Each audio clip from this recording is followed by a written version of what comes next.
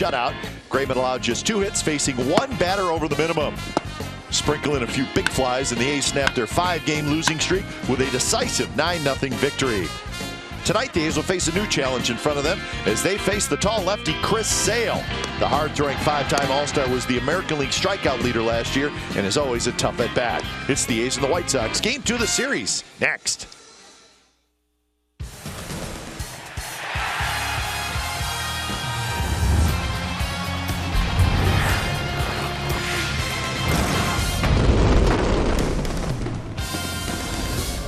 Saturday night baseball from the south side of Chicago. We are at U.S. Cellular Field. It is a nice night for baseball, and the A's trying to make it 2 in a row. That is Chad Pinder. He's going to make his major league debut tonight. He'll be at second base. And welcome to the big leagues, young man. You get to face Chris Sale.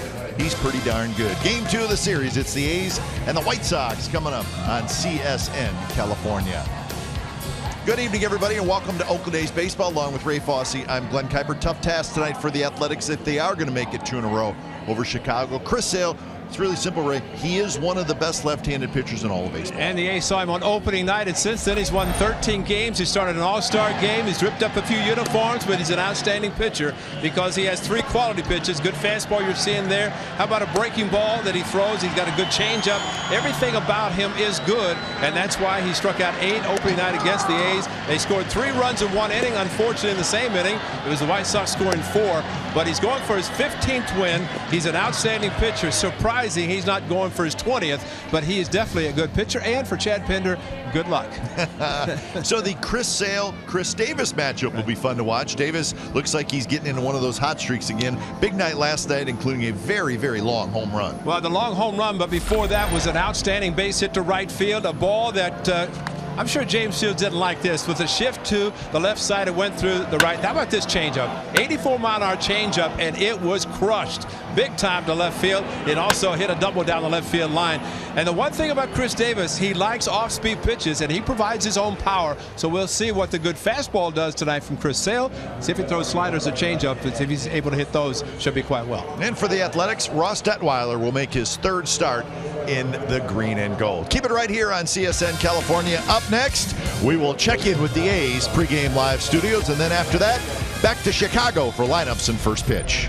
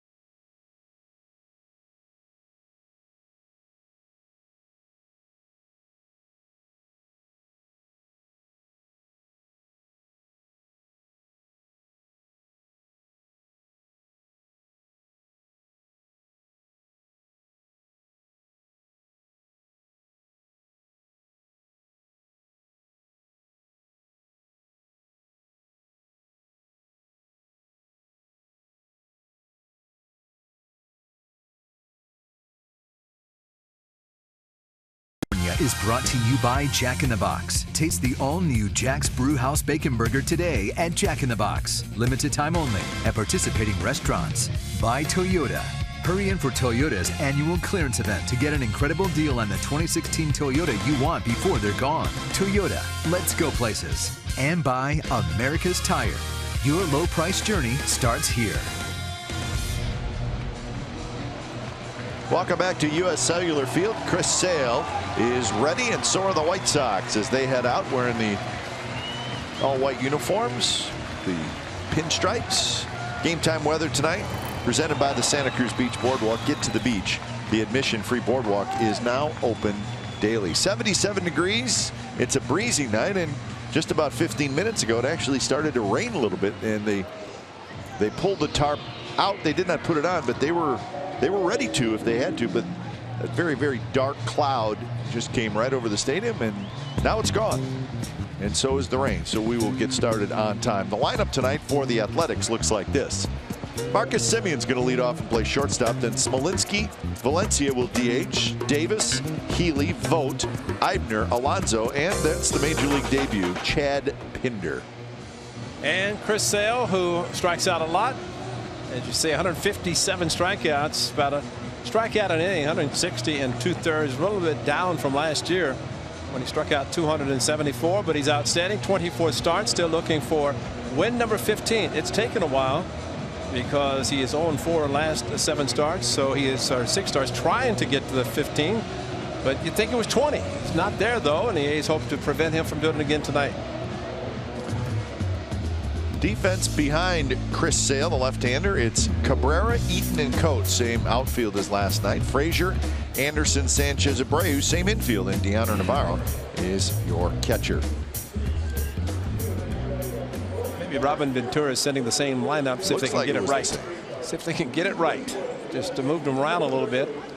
As shortstop Anderson's leading off for Robin Ventura, who perplexed by the season this year and expected them to play a lot better, especially when they started out so well. Don Cooper is pitching coach next to him. They're 7-14 in the last 21 starts, and Don Cooper is pitching coach, and he's looking forward to the big man tonight. Pitching well. Remember, he was a closer for the White Sox at one time. He was a closer. He was good as a reliever. Yeah. I think a lot of people wish he was still there instead of having to face him every 5th day. So we're set for baseball, and Sale delivers the first pitch to Marcus Semien. It's just a bit inside. So we're underway from U.S. Cellular Field, starting an hour earlier than last night. It's not uncommon. The A's do that occasionally at home with Saturday night games. Umpires tonight. That's Sam Holbrook. He's calling balls and strikes. Jerry Davis, the crew chief, at first.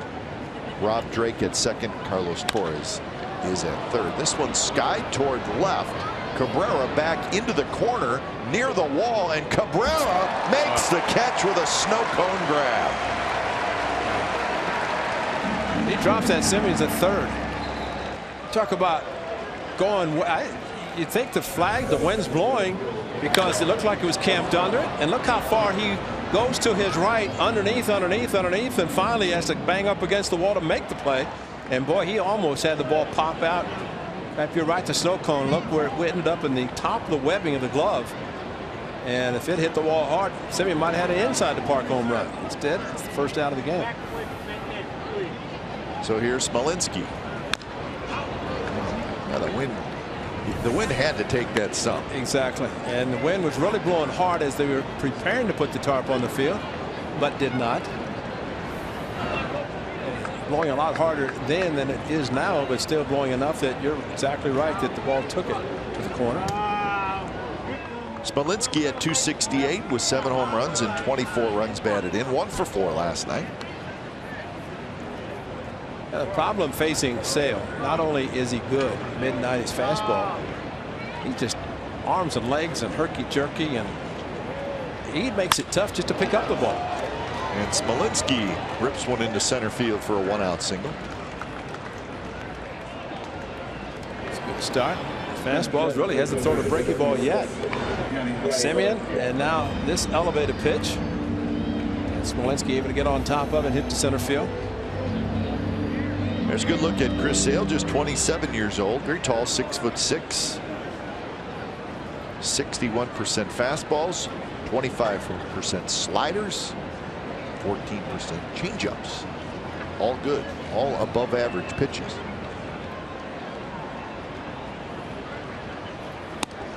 And the first pitch to Danny Valencia is a strike.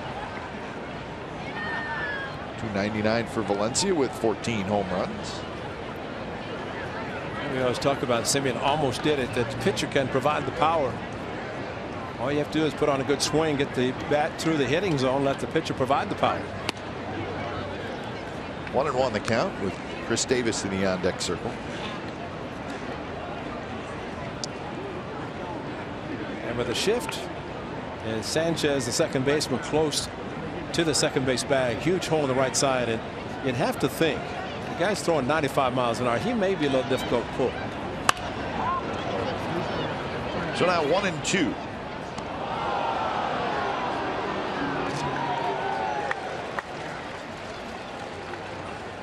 Chris Sale, where he ranks among American League pitchers, tied for first in complete games, tied for fourth in wins, sixth in strikeouts, sixth in innings pitched. And looking for win number 15. 4 complete games, 1 shutout. Line drive and a base hit to left field. Off speed pitch, Valencia waited back and rips it in left. Hanging slider, tried to go to the back foot and could not do it. Instead left it up in the middle of the plate. Navarro outside, the ball just came right in the middle of the plate. And that's the backdoor breaking ball that he tried to accomplish, but the real problem, lefty to righty, if you throw it and overthrow it, it ends up in the middle of the plate, and as a result hit hard by Valencia. So here's Chris Davis. Throwing him that slider, and he might hit the Xfinity sign instead of just the will. And that Xfinity will change the way you. Okay, so just hit the will part, the lower part of the Xfinity sign. Davis, 31 homers, 77 RBIs. Big swing and a miss. So this was the long home run last night. On the changeup, and Chris Davis, it sounded like a home run, and it was a long home run. Way up high and then came straight down. See where it hits the W and then straight down to some fans.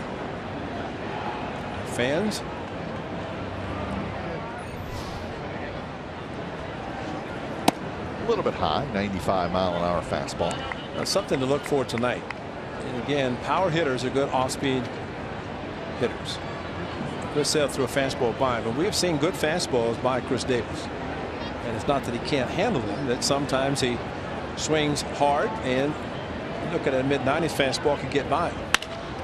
Now the ground is short. Anderson flips to Sanchez, and that's a double play. So Davis hit it hard, but right at the shortstop Anderson. So it's a 6-4-3 double play to end the first inning.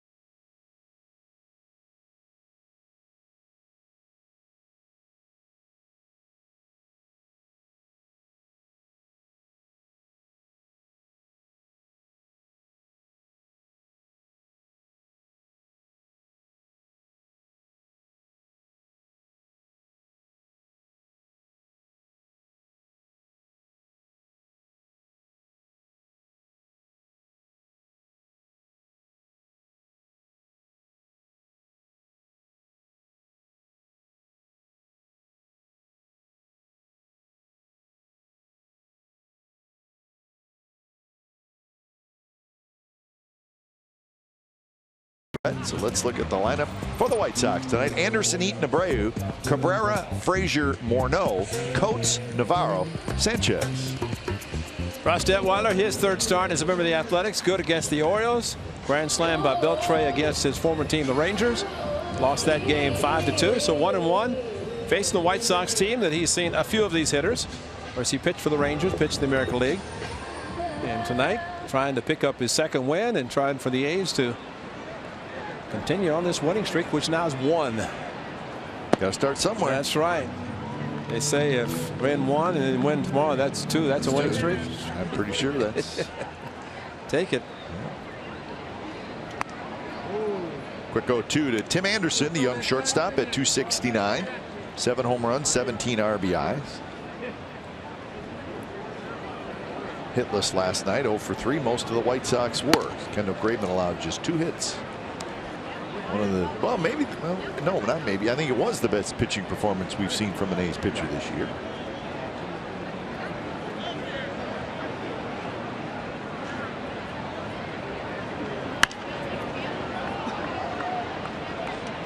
Well, had a conversation with Greg Maddox, the Hall of Famer, 351 wins, and whatever the conversation was, you ought to call him again. Because that was prior to last night's start, but did a great job, just 98 pitches. I saw in the paper that Cap, and I know you remember the game 2005. Rich Harden, the only other pitcher, the last pitcher to pitch a complete game, less than 100 pitches. Huh. Swing and a miss. So Anderson strikes out for the first out here in the bottom of the first inning. The defense behind Detweiler. It's Davis in left, Smolinski in center, Eibner is in right, and then Healy, Simeon, Pinder, Alonso third to first. Stephen Vogt is your catcher. And as Anderson swung, did you see something pop out in front? It looked like he fouled the ball, but it was a hand guard or something. It was his thumb guard or something. And it was white, and it popped up and said, oh, he fouled it, and thrown around the infield. So that's, yeah, maybe a strikeout, which it was. Some guys wear the little guard right around the bottom of their thumb. See, there it is. Yeah, there it is. Yeah, and so it's on his right hand. He went back, ended up behind him and picked it up, but it was out in front. It looked like it's a foul ball, and then strike 3. Strike call, 1-1 the count.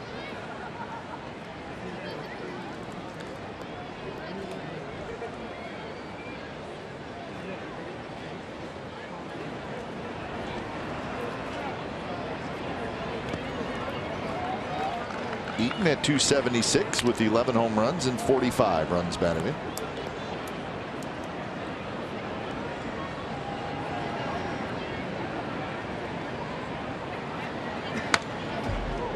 Young center fielder having a good year. Adam Eaton. And the fact that he moved from center field to right field when Austin Jackson signed. Jackson goes on the DL. Now Eaton back in center. The versatility he provides helps Robin Ventura. Had some shoulder surgery in the offseason. Bounces this one to Alonso, who steps on the bag. 2 outs. Time now for the Nissan Keys the game, and it all really starts with the starting pitcher. Of course, if he can match what he did last night, Graveman, and that's what he wants to try to do, and for the hitters to try to match what they did last night. Came up a little bit short in the top of the first inning. Of course, a win tonight to win the series. The A's lost the first 3 in this road trip. And a win tonight to go for a sweep tomorrow to try to even this road trip. But for Kendall Graveman to do what he did, pitchers talk about trying to follow the pitcher in front of them and have similar success. Jose Abreu, 14 home runs and 65 RBIs.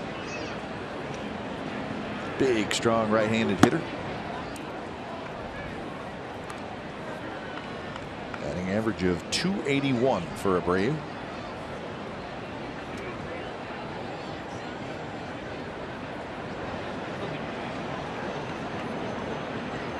Hard to believe Abreu.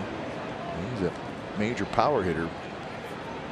He had a 32-game stretch where he did not hit a home run. It's hard to believe. With his power to all fields, that's hard to believe.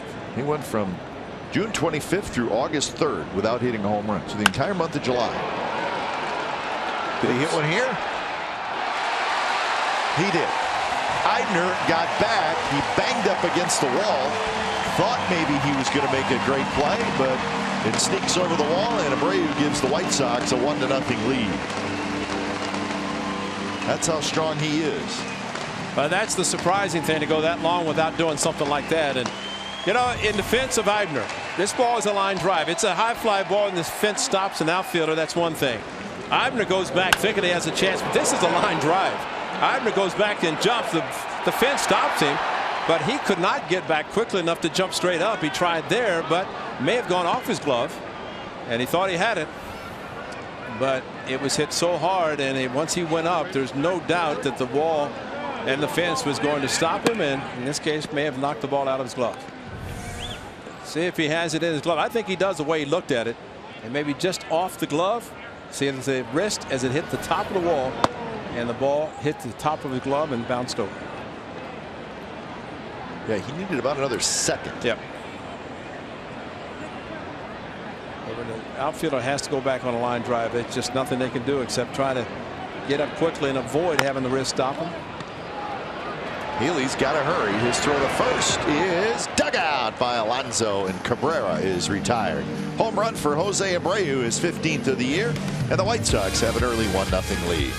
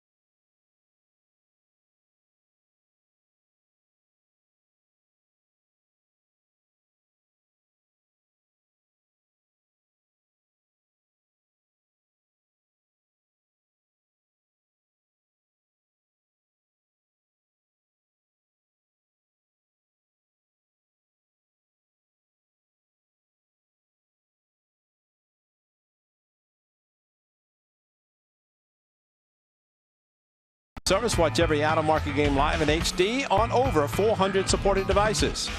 Includes a free subscription to AtBat Premium, the #1 app for live baseball. Blackout and other restrictions apply. Visit MLB.tv for details. Well, the White Sox with an early 1-0 lead on the Jose Abreu opposite field home run. So here's Ryan Healy, his first look at Chris Sale. Healy at .257 with 6 home runs and 15 RBIs.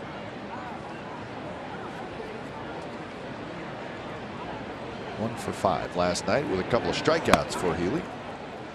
These are some good challenges for the A's right-handed hitters, the young hitters in particular, and get some fastballs.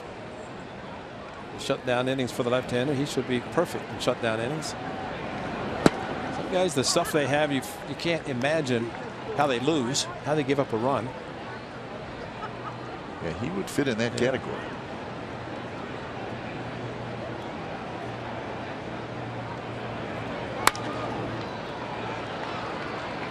Towards second base, where Carlos Sanchez is back on the outfield grass, and he makes the catch. Got to get a lot of arms and legs. He's a tall pitcher, very thin, but once he starts his delivery to the plate, got the legs, goes back with the arm, a long stretch. So 60 feet 6 inches. He probably delivered it about 54. Throws 95 to 96. Good slider, good changeup. Chris Bryant in the All-Star game in San Diego. First pitch hitting. Home run off of Chris Sale. Needed more than that, though. Stephen Vogt homered last night. He's had 3 doubles and 3 homers last night. Part of their 11 hits and 9 runs.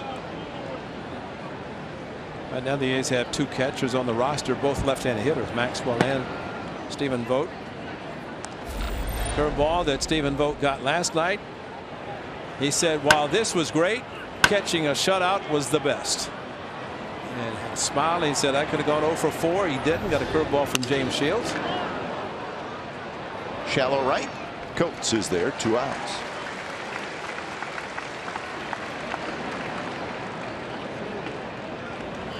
Well, you think about how many shutouts there are in a season for a team. I don't know. 12, 15 at the most, right? Just both leagues, right? Yeah. But then a complete game shutout. Yeah, exactly. There's not very many of those. Yeah, combined. You get some combined ones. But different story for James Shields. You know how bad his season's going? He gave up a home run to Bartolo Colon. That's not good. That's not good. So when you're, I mean, the first ever home run by Bartolo Colon, and you have to wear it as the pitcher who did it, that's hard, man. To think that he's wearing 25. I think he said Zach Duke had 33. That's the number he's always worn, 33. Tampa Bay, Kansas City, San Diego. Or maybe changing it to 25. I don't know, maybe good or bad, but nothing's really helped him this year. Except contract. He got a good one after on free agency after Kansas City in 14. Well, he's very important to the White Sox. I mean, they're going to have him for 2 more years. They have an ace in Sale. They have a very good number 2 in Quintana, who we'll see tomorrow. Quintana's very good. They need a guy to join those 2. And get a good young rookie, Rodon. We saw him. He's got a chance to be pretty good. And that's a good point, because some guys don't want to be the number 1. Sale is, and Quintana, you know, so really Shields can jump to the number 3 and not face the number 1 of the opposition. And that's huge for a lot of pitchers, because it's great to be opening night pitcher. That means you're also going to face that number 1 a lot of times on the opposition, and you may not, your club might not score a lot of runs. There's not a huge amount of true number 1 starters. That's right. That's right. I mean, listen, there's, you say most teams have a number 1? Maybe number 1 in their rotation, but is it that guy, you know, the guy? And Sale is one of those. You know, I think the Rangers, Cole Hamels, he's the guy. Angels don't have one. Garrett Richards, but who knows? But he's out, and who knows how he will come back. In the A's, Sonny Gray. I mean, he was, but yeah, now it's a little bit of a different story. And in the opening night start, unfortunately, Sonny could not start. Rich Hill went 2 2/3, and the bullpen in that game did outstanding work. 6 1/3, just gave up 4 hits in the opener, but the A's could only get 3 runs against Sale and the bullpen of the White Sox. Had some opportunities late with leadoff walks, but couldn't do anything. 2-1 to Yonder Alonso. Do you know what I think too happens, guy? In a situation like this, if you're playing behind Chris Sale and you come to the park, you got a chance to win. I think that changes the whole thinking, no question, of the defense, the offense, everybody in general, even the fans. They figure this guy's pitching every 5th day. He's our ace. He's got a chance to win. A little pop up.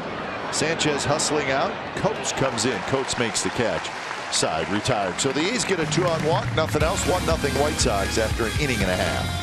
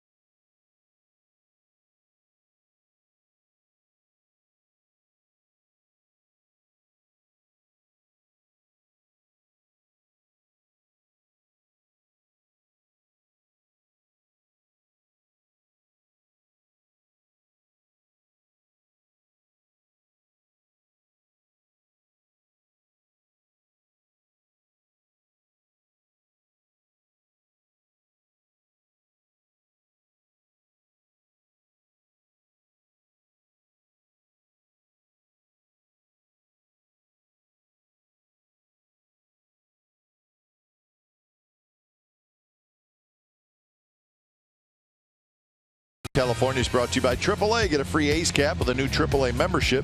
Visit a participating AAA branch by August 30th. Restrictions apply.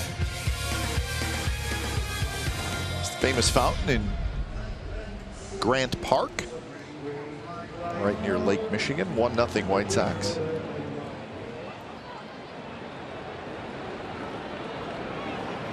You certainly wouldn't know it by looking at our camera shot. You see a little sunshine. Looks like but it rained hard this morning. I mean, it was pouring for really a good portion of the morning. It was one of those Midwest rainstorms where you could hear it. It was a loud rainstorm. Yeah. Actually, yesterday morning there was some loud thunder. Yesterday morning and this morning. Yeah. But you know it's raining hard when you wake up and it's dark. You think it's still nighttime and it's 9 or 10 or whatever. With when you look out the window. Yeah, it was very dark and man, it was just dumping. It was one of those rainstorms where you said, this is what California needs. Oh, definitely. About a 4-hour dumper, and that's exactly what it was this morning. Todd Frazier skies one to right. Eibner, there's that win. Yeah. All right, so it's official. There is a win on a very, very high pop-up. Eibner ended up quite a ways towards center field. And he and Smolensky are doing a little talking right now. I got it, and you end up in center field, and here's Jake right behind you just waiting for it to come. A little smile on his face. Said, hey, I'm from Rockford, man. I got a lot of people here watching me, so let me take a few of them. But while the wind up at top with the flags, it doesn't seem to be blowing as hard, although the American flag left center is really blowing hard now. I think on the real high one. Yeah, I think you're right. You're going to see some movement. Here's Justin Morneau. Morneau was 0 for 3 last night. Good find for the White Sox, and especially a healthy Justin Morneau. Chris Davis trots in left field. So a couple of fly ball outs here in the bottom of the second inning for Ross Detweiler. I'm trying to think, Kai. Morneau wore number 33 with the Twins. He played hockey. Was it Patrick Waugh? I think so. Wore 33. I think that was his guy. Because he was a goalie. And is he goalie? And I asked him last night. I said, I know it's a terrible subject, but I said, how long did it take you to get over the concussion? Remember, he got kicked in the head at second base. And his answer was, well, I was a catcher for 2 years when I signed.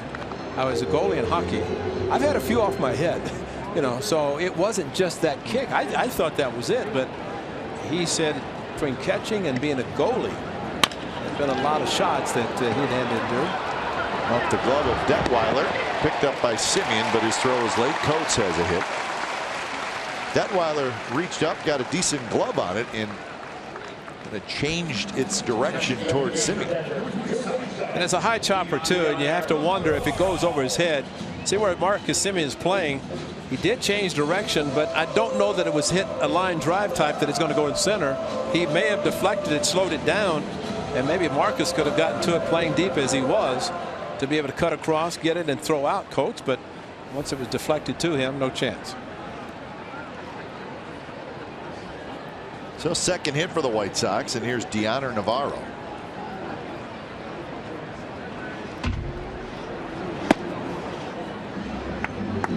Navarro 211 with 5 home runs, 29 RBIs.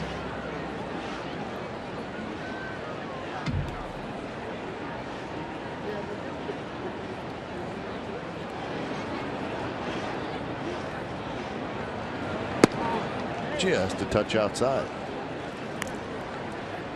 Navarro has bounced around a lot in his big league career.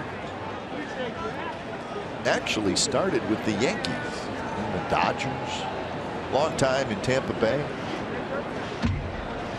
Dodgers again, Cincinnati, the Cubs, a couple years in Toronto, and now here in Chicago.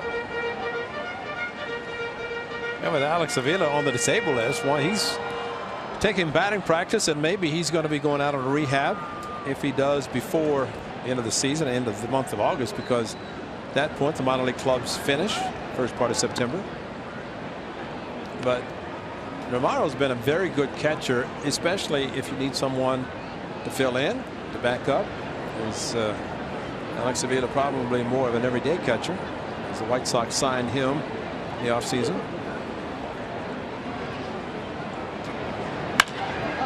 Shoots that one down the right field line, and it is foul. Navarro kind of watched it for a while, figured it was going to go foul, and then started jogging toward first. He realized that he had a chance to stay fair. Well, it wasn't slicing much, and if it's fair, it's a run. It's a grass. It may land softer than it did on the warning track.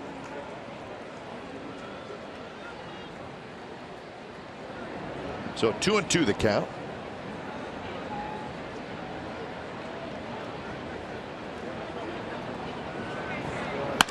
Base hit right field. Great job of hitting there. Coates is going to try for third. Here comes the throw to third, and it's offline. Healy moves off the bag to grab it. So first and third with 2 outs for Chicago. Coates went first to third like he thought he was going to be a ball in the gap and he's going to score, because he was kind of loping along, and an accurate throw from Eibner might have gotten him at third. But definitely good hitting by Navarro. They stayed outside, so he shot it to right field. Just long strides and the throw offline, and maybe, who knows. I'm sure he was concerned, Coates was, about getting to third safely.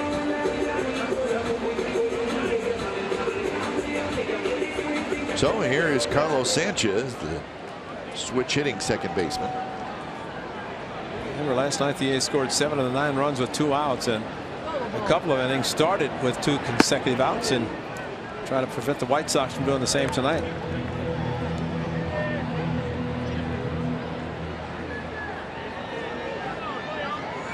Sanchez 8 hits in 65 at bats. So 8 for 65. That's what'll get you a 123 batting average. Watch the slide. Yeah. Wet ground. Yeah. Stick. Oh. Got a chance to hurt your wrist too.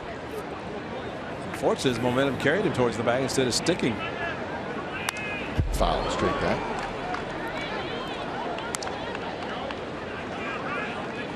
See, outfielders make this kind of a play and injure their wrist, but his, he almost landed on them and then got a header.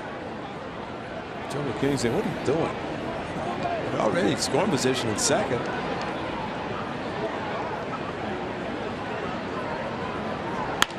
Pitch, base hit left field.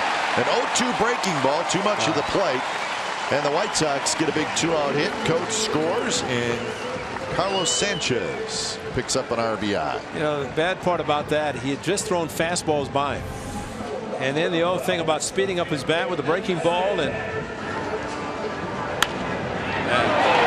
that's too bad, because that was a good way to get a good out, especially with a free swinger and a fastball getting by him.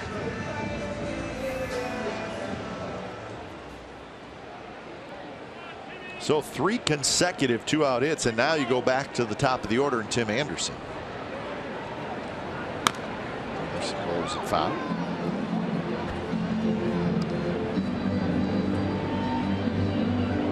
Anderson playing in his 60th game tonight.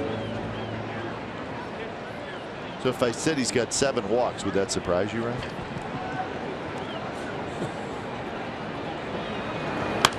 How many games? This is number 60. Last night he swung at the first pitch a couple times. Daryl Boston's well protected. He's got sunglasses, a couple of shin guards. And what happens if another guy gets on base? Call for reinforcements, have the bad boy come over and take everything. You know, the thing about it, that's a 94 mile an hour fastball. So Detwilder's got a fastball. He's got a pretty good one. And I think that's why Sanchez was flailing at them a little bit before he got the slower curveball. That's why Detwilder was a little bit upset.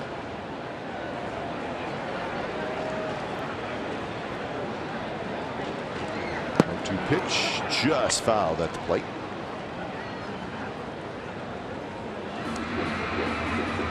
So 41 pitches for Detweiler already in the game. Curveball in the glove, but as Stephen Vogt closed his catcher's mitt, popped out.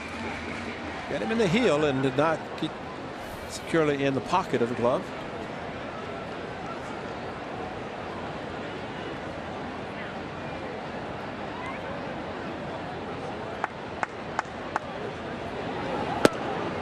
Close pitch outside. Anderson takes it.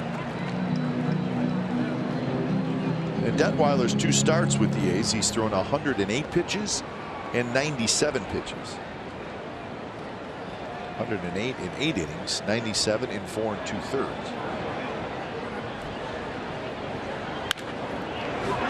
Pinder dives just under his glove. Here comes Navarro, and Navarro will score, and going to third is Sanchez, and now it's 3-0 White Sox. Pinder just missed making a terrific play. And another curveball. And another hitter really having a tough time catching up with the fastball, but slower curveball and slight, well, not even a shift. And Pinder comes up with it by diving. At least he holds Navarro at third, but once he got past him, Navarro on the move on contact, able to. In the previous curveball, he fouled, and Stephen Vogt couldn't hang on, which not that easy anyway. Well, there's another base runner. Did he give any more stuff to Darryl Boston? That's true. Well, let's check. Maybe he's like a sporting goods store. Oh, yeah, there it is. So he's got everything. What do you need? And a stopwatch. He doesn't even. He barely has enough room for a stopwatch. That's the new addition right there.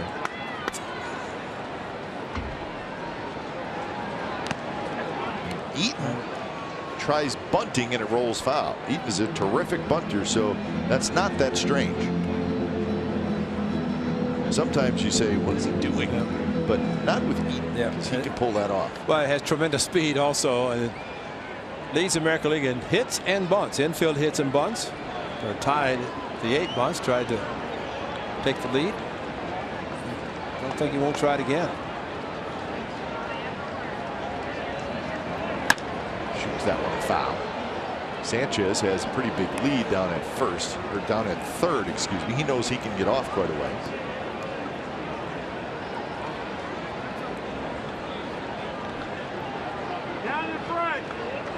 So a tough inning for Detweiler. Down in front. Cruising along, got the first 2 outs.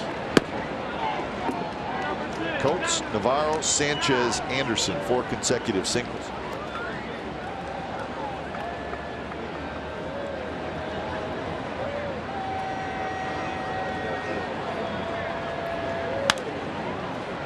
Remember, it was the White Sox defeating the A's 4-3. You got 3 runs off Chris Hale.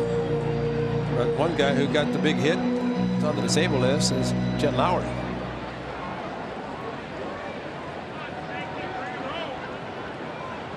That's this inning alone. 30th pitch coming up of the inning. Detweiler has it. He'll trot to first. And that will do it for the White Sox. They get 2 runs on 4 hits. So 3-0 Chicago. After 2, Chad Pinder about to step to the plate.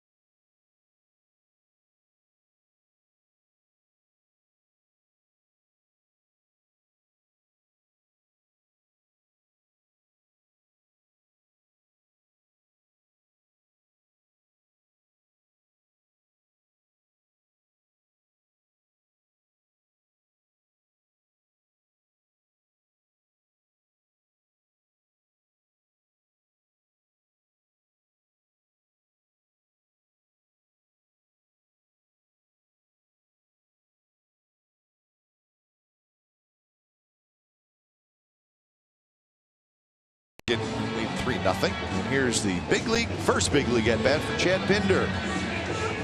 So we've heard his name quite a bit. He was in spring training with the Athletics, having a nice season at AAA. And he's in the big leagues, so he steps in against Chris Sale. It's all downhill after this. Oh boy.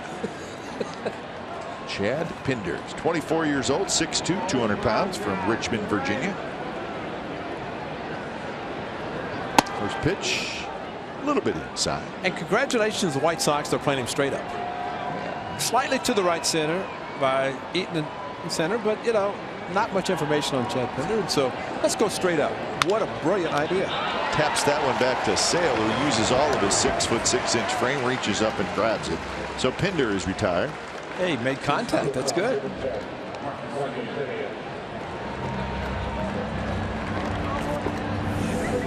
Well, set up outside, the pitch towards the middle. On top of it was Pinder, and he's got to get a chance to play a lot at this level.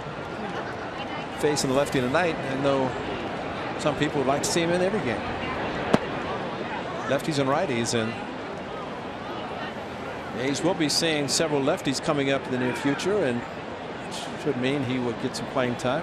Tyler Ladendorf on the disabled list. He and Max Muncy, Pinder and Max Muncy, lefty and righty. 1-1 the count to Marcus Semien. And a deep fly ball into the left field corner in the first inning.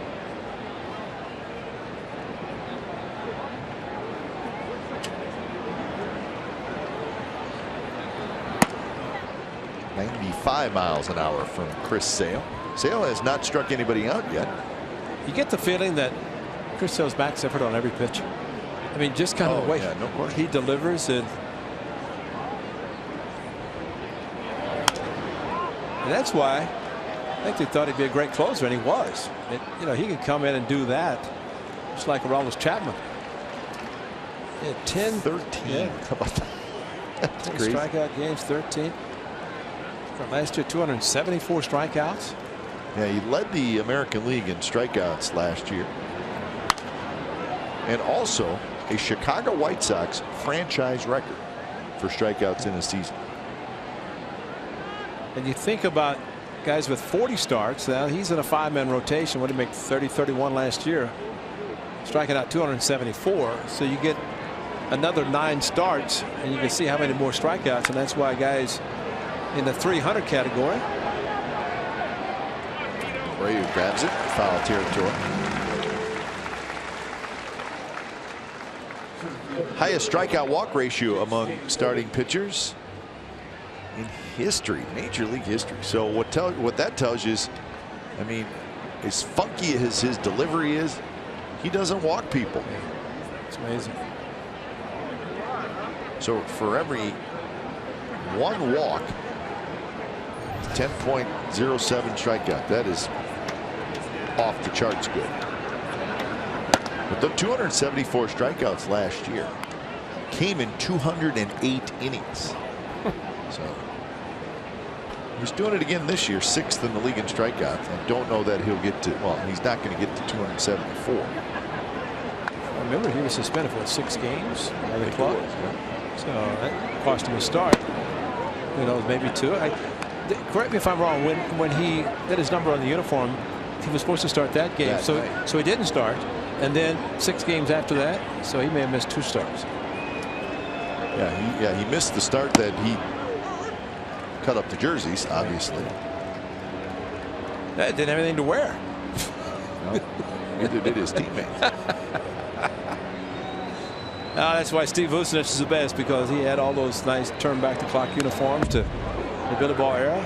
Everybody dressed nicely and however way they wanted to wear the uniforms. It was an unfortunate situation. Probably not handled great by Chris Sale.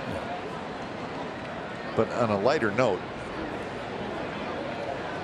they are the ugliest uniforms ever created for a baseball team. I'm sure our guys in the truck can go to the archives and pull up 1, 2. I'm going to look away when they do. What are you going to? Well, they wore them when you played. I mean, it was at 76, 77, I know. 78, somewhere in that area when. When they wore those. How about Bermudas? When they wore shorts, and you had to slide. Second game of the doubleheader they won. I never quite understood though the concept of those uniforms. Yeah. They were all black. They had a little collar on them. Oh, the Bermudas, the shorts. Well, but even they didn't wear the shorts. They wore the. That's right. The that's right. You're right. They only wore the shorts, I think, one time. That was enough, especially if you're trying to slide. Good at bat by Smolinski. He takes the 2-out walk. Well, how about this? He's got 2 walks, no strikeouts tonight. That doesn't happen. No. So here's Valencia. Valencia had a base hit in the first.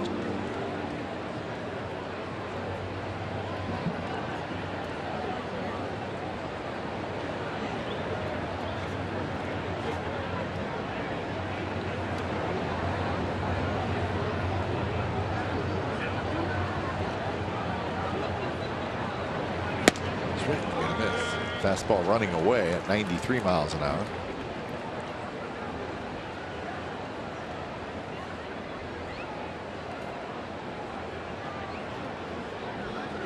Chris Sale was drafted in 2010. He was a #1 draft pick.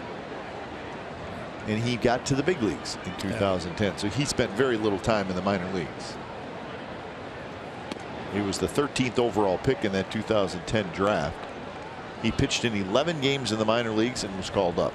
And that's when he pitched out of the bullpen. And then the next year he pitched out of the bullpen. So much for throwing 400 or 500 innings in the minor leagues before you come.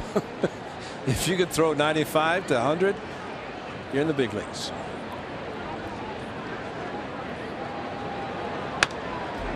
If you're going to do that, you're going to learn success and failure at the same place, and that's in the major leagues. There's the uniform. Yeah. That lady has the jersey. See the collar, kind of a little shirt collar. Yeah.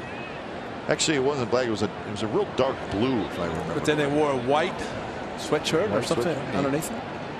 You see, a pitcher shouldn't be able to do that for the ball coming out of this. Reason enough not to wear them. Maybe that's what Chris said. Got him swinging 95 miles an hour. So that's the first strikeout for Chris Sale. A's strand a runner. Bottom of the third coming up. White Sox 3. A's nothing.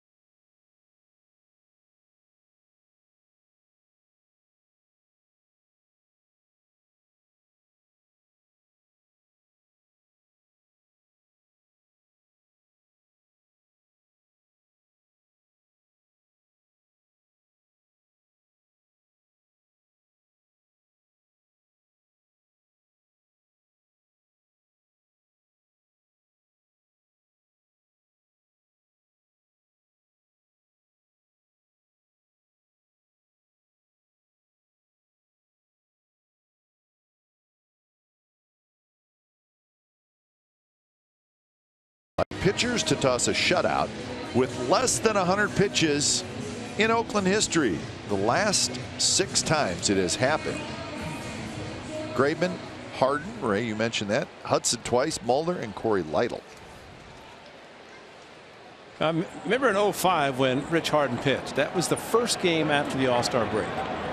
Ken Maka said, I want the hardest throwing pitcher because the hitters, have to be the Rangers, are going to be so far behind a good fastball they won't get around on it. And sure enough, there are so many over the first base dugout by the Rangers. Alfonso Soriano got a bloop base hit in the center field in the 8th inning, ending a perfect game. And the next night, like tonight, left-hander Barry Zito was on the mound. He had a no-hitter late in the game. So different style of pitching, but in that particular time, exactly what Maka said came to be exactly the truth. That one fair. Down the third base line. Healy can't believe it was called fair. It's picked up by a fan down there, so Abreu's going to have a leadoff double.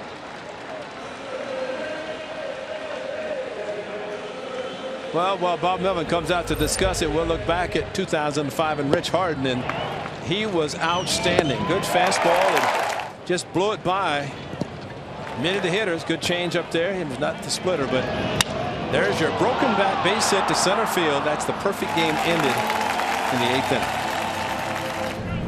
inning. And give up another hit, but completed the game. And Barry Zito walked Matthews, starting the game on the 15th. So some question. These are not sold that this was a fair ball. That's not. That angle, that's not. It has to go over any part of the bag. I think Mr. Torres missed it.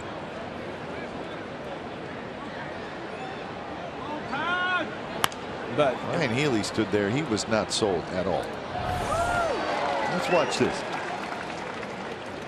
All it has to do is go over the bag, and looks like it goes to the left of the bag as it bounced up. Now, didn't hit the bag, did it? I think it hit the bag. I don't know how he saw that fair.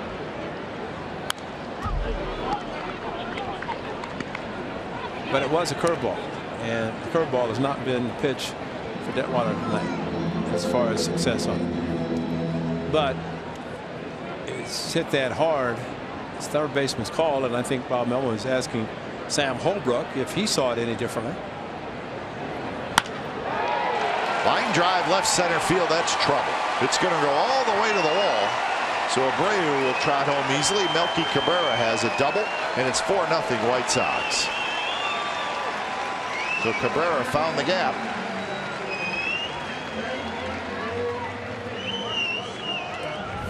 Right, 0-2 fastball. Stephen Vogt wanted it up. Melky Cabrera got on top of it. He's always been a very good hitter. And that ball into the gap in left center. So you know, that look on Detwiler's face. You go back to Sanchez last inning and Anderson both hitting curveballs at 2 strikes. Curveball to Abreu, and then there's another hit. And here comes Melky Cabrera, and they're going to hold him up. Chris Davis' throw is cut off. It looks like Stephen Vogt's calling everything, trying to get Detwiler, get something working. Like a changeup first pitch, and he just went down. Frazier did off the end of the bat. Well, nobody out. Melky Cabrera actually got a pretty good job, but went hard and straight to Chris Davis. So now first and third, nobody out with a run in, and here's Justin Morneau. I think Bob Melvin, Chris Young going out, they've got to be thinking about the same thing, that you can't not give too many runs to Chris Sale. Daniel Coulomb starts to get loose.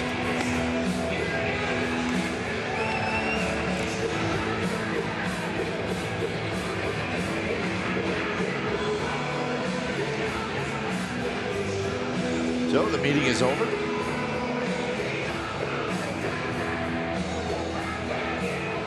Clouds have left. The dark clouds have left. We think those ones are pretty harmless up there. We've seen enough rain now. Definitely. And it's come at the right time. As long as it doesn't come the same time tomorrow, because that won't be good. Big swing by Justin Morneau, and he missed it. 0-1 the count. Morneau hit a fly ball to left field in the second inning. Morneau was signed on the 9th of June by the White Sox.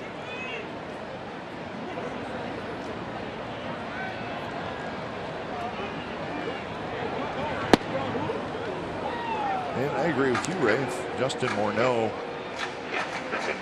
has anything left, White Sox may take a look at him for the final 5 weeks and try to sign him, bring him back as a DH.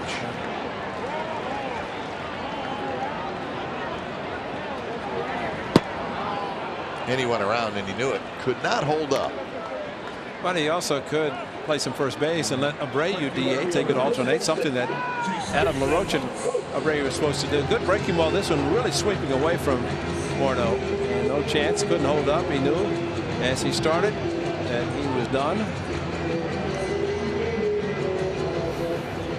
The thing about Abreu, and it happened to Adam LaRoche. LaRoche came from Washington and had to play in the National League, tried to DH, wasn't successful in the American League because Abreu did not want to relinquish any of his time at first.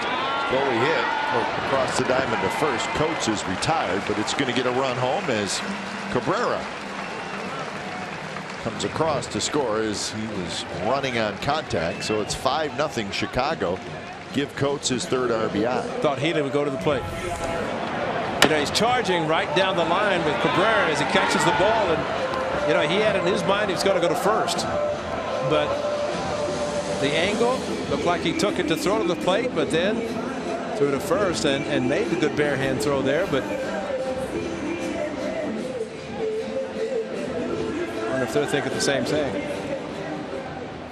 because they know that's the 5th run, already down 4-0 before that one scored. There's Navarro.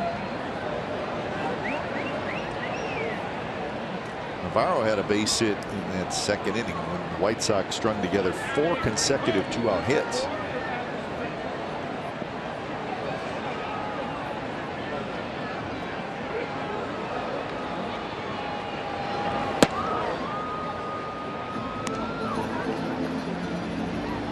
So 1 in the first, 2 in the second, 2 in the third for the White Sox. So after getting just 2 hits last night, they already have 8 hits tonight.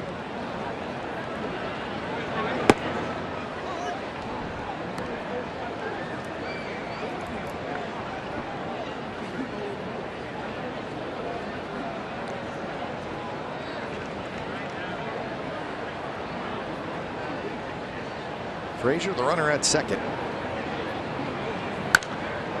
This one is popped up near home plate. Vogt gives way to Alonso, and Alonso makes the catch. Side retired. 2 runs on 3 hits for Chicago. So the White Sox lead 5-0 after 3.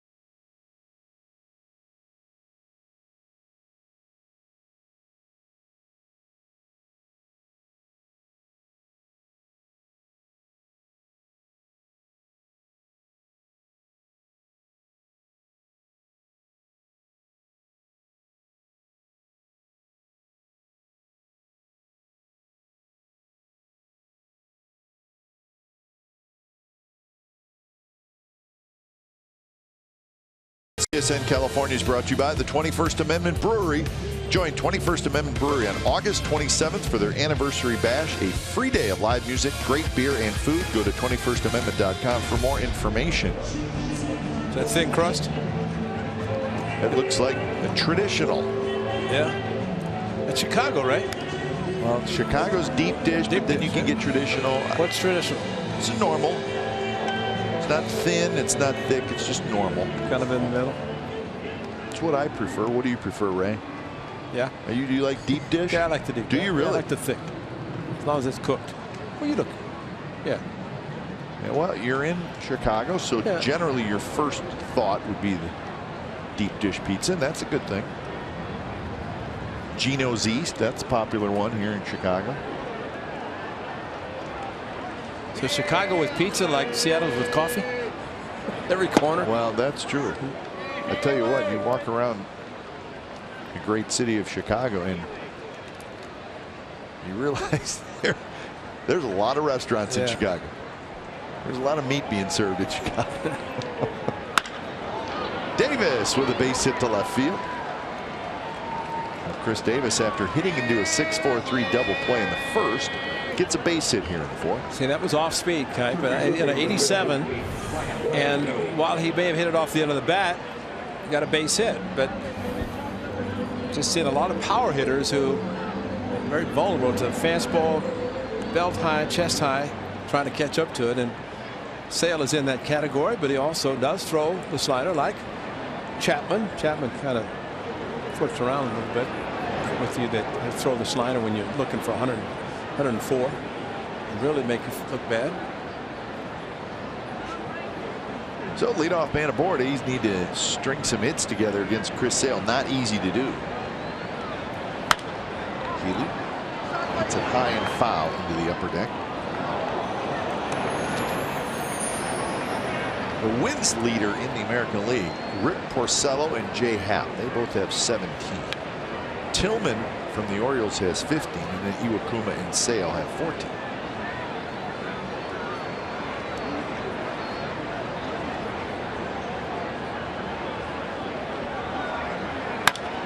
A lot of discussion, Ray, and it's getting that time of year. You start kicking around candidates for the awards, and talk about an open race. How about the American League Cy Young? Oh, wow. I mean, there's just not, there is nothing close to a front runner. At least it doesn't seem like it. Porcello and Happ are both 17-3. Legitimate. Cole Hamels having a great year.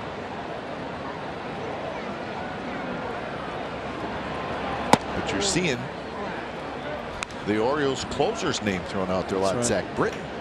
So then you go into that theory of whether you think a closer should win the Cy Young, which is a different story. He has been sensational. But if you amass the saves that he has and probably will and has not blown one, you look at how many games he actually is saving and preserving. Well, you take someone who wins 20 if you have that. In the case of Happ, what has Osuna done? How many has he saved him? So Sale gets his second strikeout on Healy. Watch this pitch. Yeah, it's a big sweeping breaking ball. Started way out, started at the September 10 and ended up with the back foot behind Ryan Healy. So it's there and then it's gone. And here's Stephen Vogt.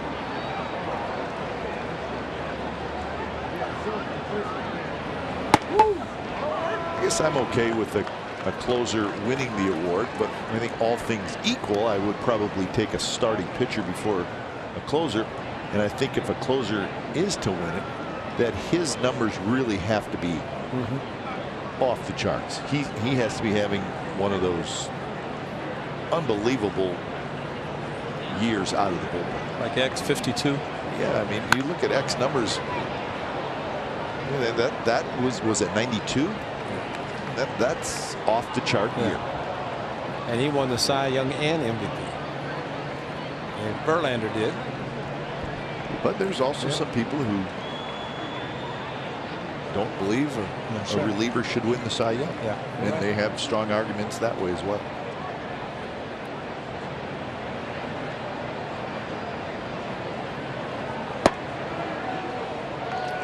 So who knows? Fairly wide open in the National League too. Kershaw on the disabled list. Not sure when he's going to pitch again. So if he's pitching and doing his thing, well, then he's almost a lock to win that award. But he's not.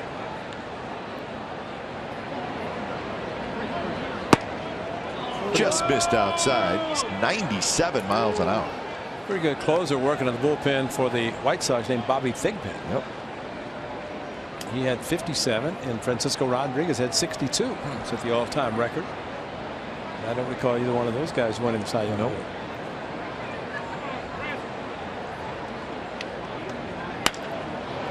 Vogt drives one toward Eaton in center, who's now hustling back. He's going to reach up and make the catch. You know, along those lines, I didn't think there would come a time when a non-20 game winner won the Cy Young Award. That's happening all the time. More and more.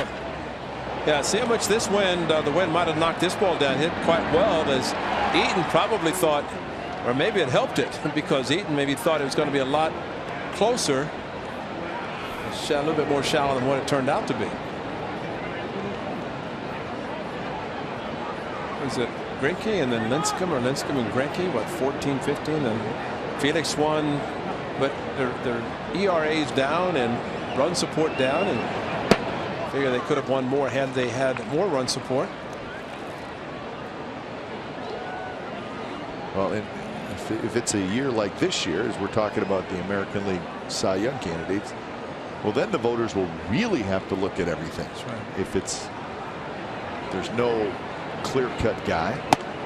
Good pitch there in the inside corner to Eibner. 0-2.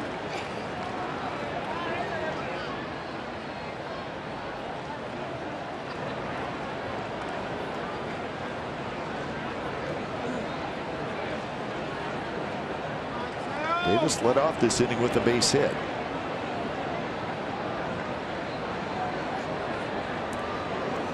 God, if I'm just looking at the board, we missed Elva's fireworks night. We're going to miss last night. No, it's going to be Friday the 26th. I think it's showing on the board. They usually have the flying Elvises whenever they have the don't they parachute in and have a big night. Elvis Presley impersonator's going to miss it. It's going to be Friday, August 26th. So we'll be in St. Louis. Yeah, so could be something crazy going on in St. Louis, though. So a week from last night. Yeah. Next Friday. The flying Elvises. They all come out dressed to the T's and those. Right. We are on a 5-city road trip. That 5-city trip goes Arlington, Chicago, Oakland, St. Louis, and Houston. Where are we staying in Oakland? Where do teams stay there? You're driving your kids to school. I am. That's right. I'm excited about that, actually. Hit hard toward third, backhanded. Frazier to second side, retired. Leadoff hit, nothing else for the A's. Bottom of the fourth coming up. It'll be Sanchez, Anderson, and Eaton.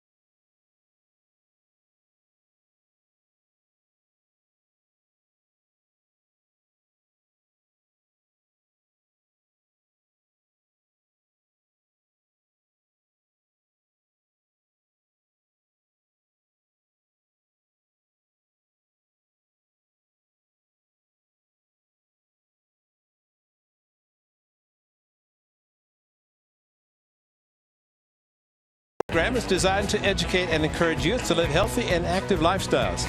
Participants can compete in the monthly fitness challenges with select winners eligible for A's game tickets and other A's opportunities. Take the Fitness Sluggers Pledge and download the Fitness Sluggers posters by visiting athletics.com/fitness.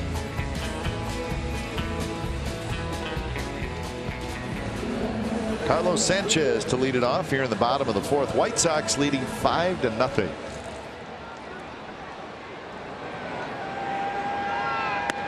So those shots to the outside of U.S. Cellular Field. It's the 25-year anniversary of this ballpark, opened in 1991.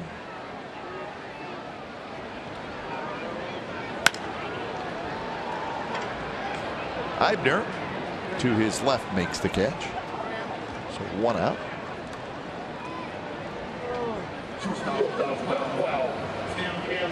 There's a nice look at the ballpark, which they've made a few changes.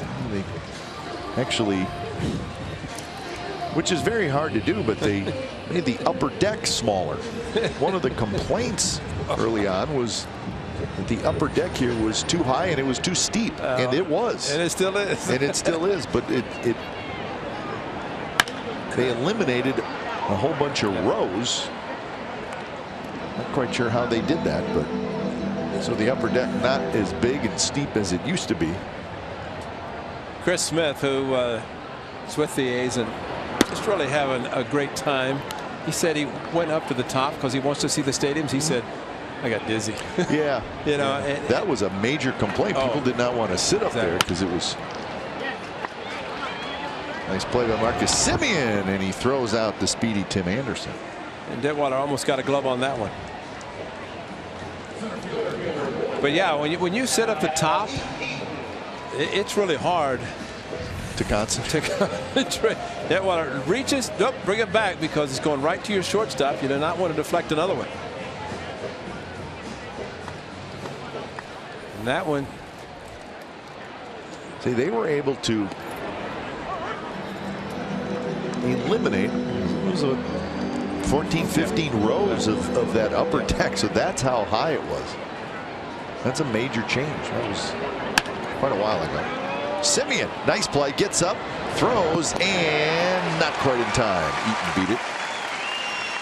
Another infield hit, but you can see why with his speed. And Marcus Semien had no chance, especially when he caught the ball and then went to the ground. At that point, did not get a lot on the throw. Great play, though, by Marcus going to his right. But then when he slipped, not much on the throw, and he can fly down the line. That part right there was enough to slow down everything happening and for Eaton to beat it out. So hit number 9 for the White Sox, and here's Jose Abreu. First pitch is inside. The problem for this ballpark, Ray, was it was the first of the new era of ballparks. And it's a nice ballpark, but they didn't have anything to take from all the other ballparks. And look how many ball clubs learned from them. Sure, you learn, and I mean, because everyone after said, I don't want one like Chicago. That's exactly right. And they were the first of the new era. I mean, you think Baltimore got a new one, New York got a new one, Cleveland, Detroit, Minnesota. You can just go right. Texas, you can go right down the line. And that's just the American League. And a lot of those, you look at other parks that were just built. What do people like? What do people don't like? And you kind of pick and choose. But for the White Sox, they were the first. Yeah, they brought home plate over here. Roger Bozard, the head groundskeeper, brought the dirt and home plate and the scoreboard, and of course that will flash when they hit home runs. But they had those seats up above very high and didn't work out. Jose Abreu with the walk. You know, Detweiler, like he did 2 innings ago, got the first 2 outs, they ended up scoring 2. Yeah, they moved the press box down the line. That's in right field because they were just below us, and they changed it, put Sweets down below, and they moved the press box down first base line, which they weren't happy. Scribes were not happy. No, they were not happy. Anaheim, same way, because they had prime seats and suites behind home plate, where the press actually sat. Yeah, it's just a different view. You're watching the game from basically looking down at the first base line as opposed to being behind home plate.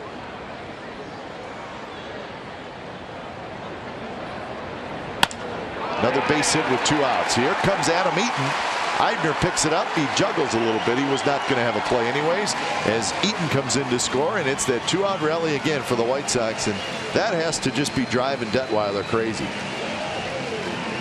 Well, Detweiler got a chance to watch Kendall Graveman perform last night and watch the offense score 7 of 9 runs with 2 outs, and tonight they have reversed the tables because you get 2 outs, you get a chance to get out of the inning, you get an infield hit, you get another base hit or a walk to Abreu on 4 pitches, and then a base hit the opposite field, another 2-out run.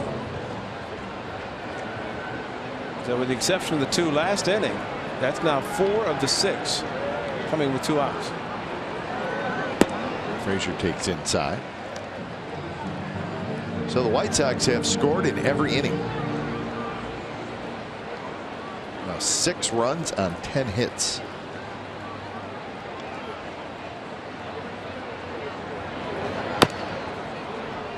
To the backstop. Frazier had a fly ball to right and a single so far. Colomb up again.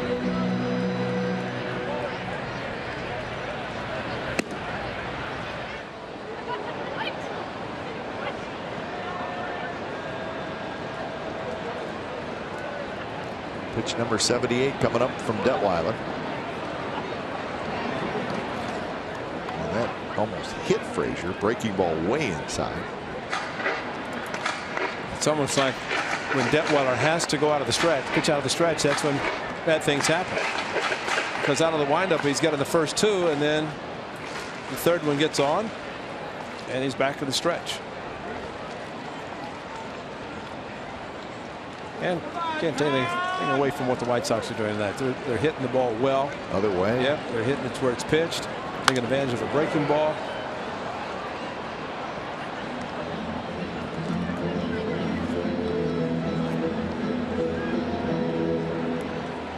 No, it's amazing. You get shut out one night, next night you come out, you string together a whole bunch of good at bats. Score 6 runs in the first 4 innings.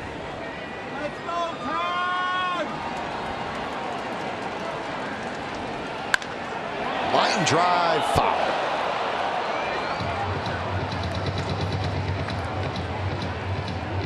Really, as you said before, they just barely fouled, hooked right at the last instant. But your success and momentum's good as your starting pitcher. Well, for Chris Sale, he offers a lot to his ball club, and the way he has been trying to get win number 15, it's taking him a while. He's getting the run support tonight.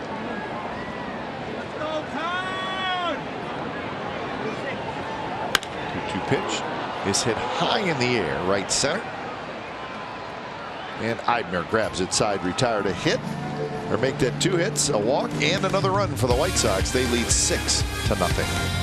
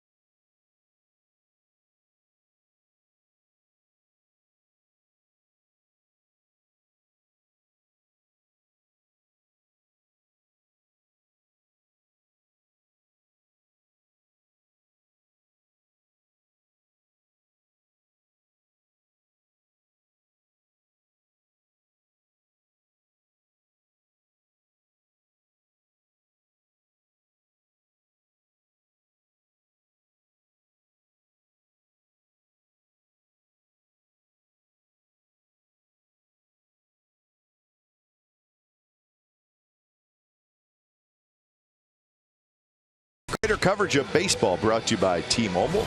Got a season for Chris Sale. First 9 starts, great ERA. Last 14 starts, a little high for Sale. And maybe it's about the opposition average versus fastball. It's gone up significantly. And I don't think it's the velocity, Ray. It's got to be the location. Exactly.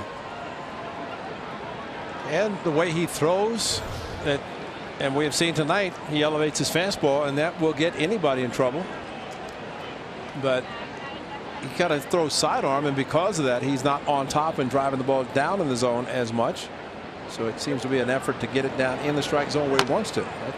Well, it's August 20th today. The last time he won was July 2nd. 6 starts ago. Now this foul ball on the right something. Oh, left knee, back knee. That's not good. But it was a high fastball, belt high.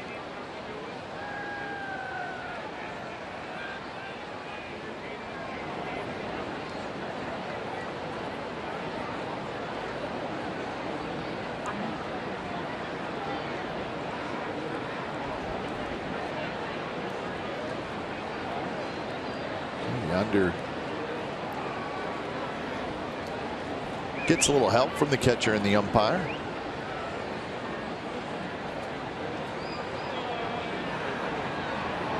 So they go back inside. Sure. You knew that was going to happen. Yeah.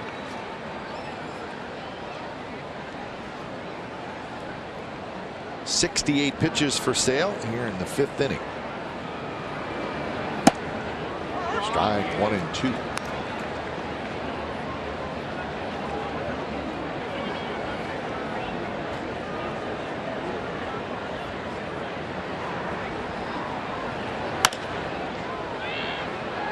Coming in is Cabrera. He's going to get there, and he makes the catch. So 1 out here in the top of the 5th inning. Grab some ice. Yep. For the left knee.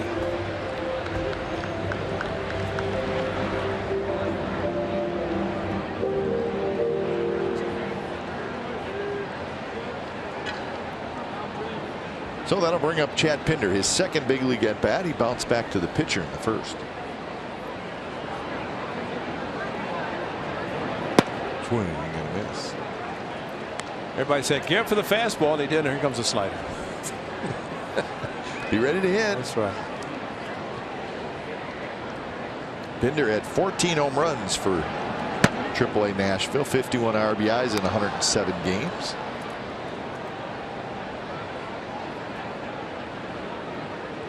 Last year spent the season in Double-A, where he hit .317 with 15 home runs. So he's had good minor league numbers.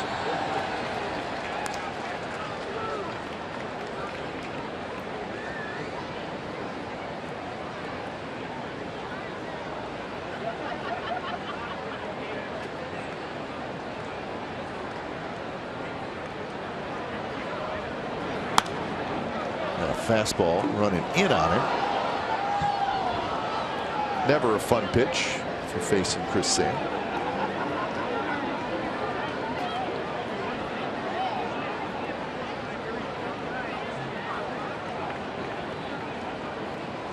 Adam Eaton, the center fielder, shifted a little bit toward right center. Swing and a miss on the 95-mile-an-hour fastball. So Pinder strikes out. 3rd strikeout for Chris Sale. That's a good fastball, but see the location. If there's a reason, that's it. It's belt high, and the velocity will help out. But as you got some pretty good hitters can handle a high fastball if it's straight. And again, I think just with the delivery of Sale, he has a tendency to elevate them a little bit more. Marcus Semien is 0 for 2. Fly ball to left and a foul out to first. And he's ahead in the count, 2-0.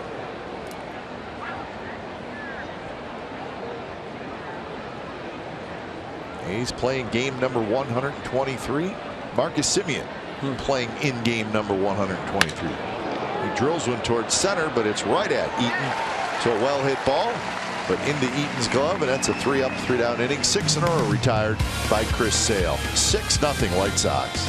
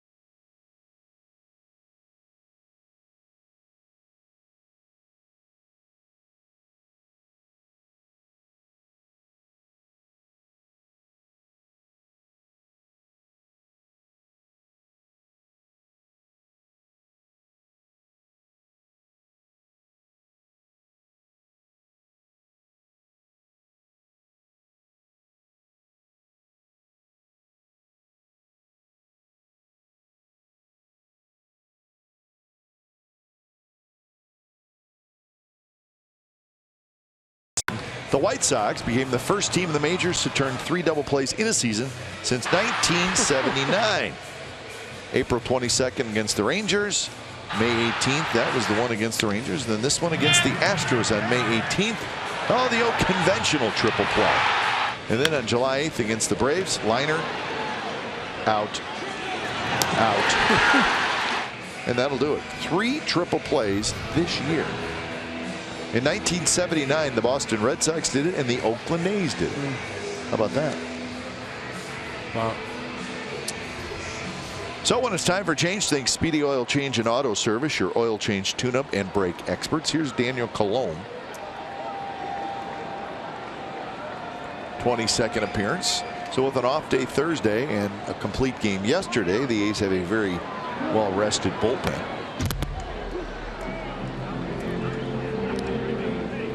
So Detweiler, 4 innings, 10 hits, 6 runs, 1 walk, 2 strikeouts. So Detweiler was sharp in his first start, but his next 2 have not been good.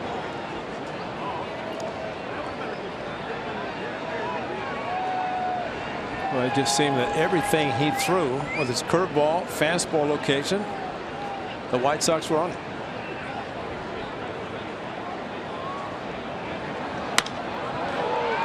In the air towards Smolinski. And Morneau is retired for the 3rd time.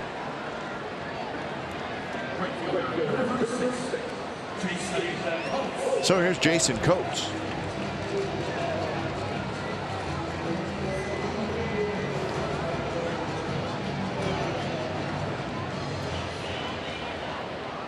The Rays are leading the Rangers 7-1 in the top of the 8th inning. Rangers with a 4-game winning streak, but in trouble. As read before the game, where it sounds like the Rangers are going to sign Carlos Gomez, outfielder for the Astros, who was let go by the Astros. Talented young man, but boy, he really struggled with the Astros. He just was nowhere near the player he was with the Brewers. But with those outfield injuries with the Rangers, they signed him. He's going to play just a handful of games in the minor leagues, and then he will be back in the big leagues in a Rangers uniform. So we'll see if that works out for Carlos Gomez. He's getting a wonderful opportunity. It should be great with he and Odor in the same club. Well, there'll be a lot going on there, that's for sure. They'll be just making the opposition super happy. And boy, Adrian Beltre has his work cut out for him. He's going to be the real leader on that club and calm everybody down. Good luck, Adrian. Yo, Adrian. Everybody take a deep breath. Respect your opposition.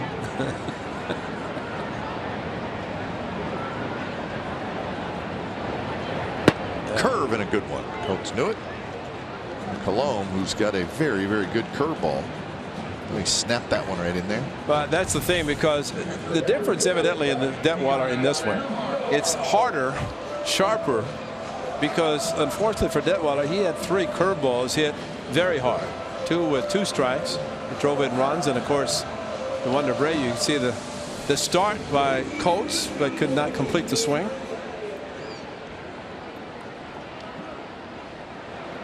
Two away for Navarro. Astros leading the Orioles 6-1, top of the 5th inning in Baltimore. Of course, Astros broke their 5-game losing streak last night with that crazy game. They scored 15 runs.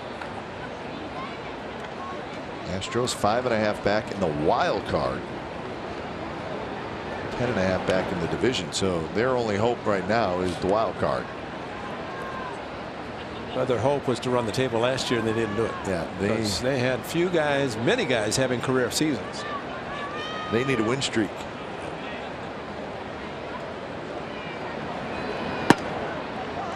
The Red Sox are the #1 wild card team coming into today's action. The Orioles are the #2. And then the Mariners are 2 back. Tigers 3.5. Yankees 5. That's coming into today.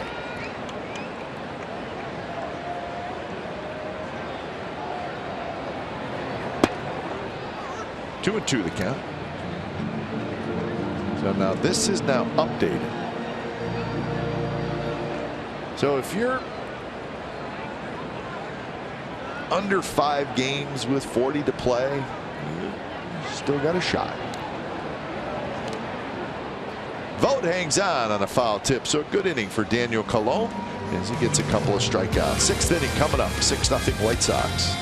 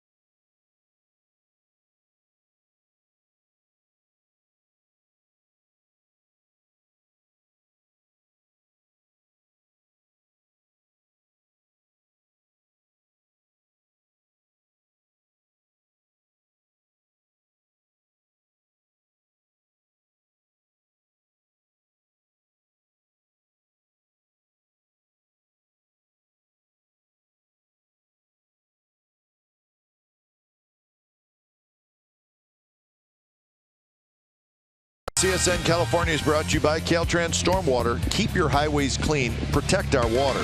ProtectEveryDrop.com. Downtown Chicago off in the distance.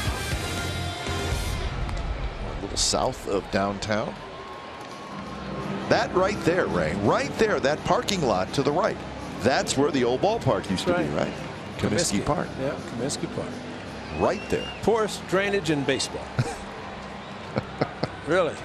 Right field is like there was a gully that the water got there. It would never go away. Stay there all summer. Hit a ball into the right field corner. Yeah. It may not get to the wall. So Buddy Bradford, actually, I hit the ball. Buddy Bradford, they had sodded the field and it didn't take, and he slipped on it and he gone. He just kept running. Triple. Well, close. I felt so bad he stopped at second. Smolinski, Valencia, and Davis here in the top of the 6th against Chris Sale, who has been very good tonight. He's retired 6 in a row since Davis led off the 4th with a base hit. He has thrown a fair amount of pitches. Pitch count's a little high. It's at 80. But he has proved to be a workhorse.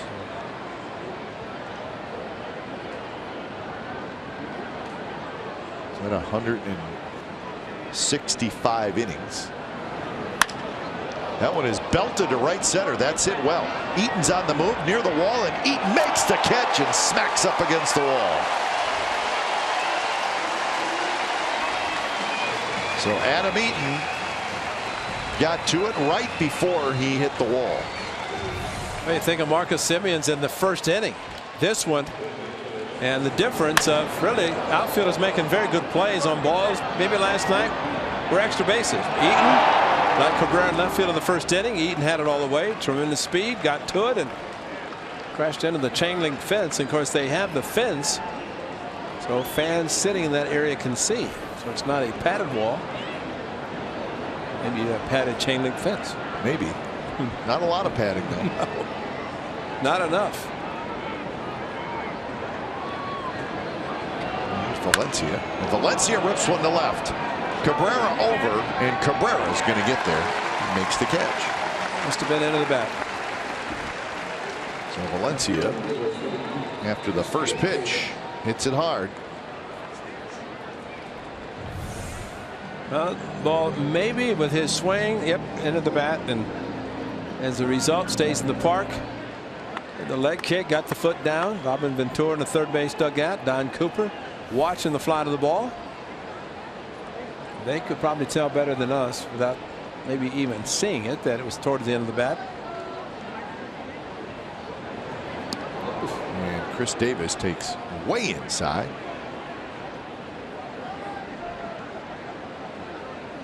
Davis has hit into a double play, and he has singled.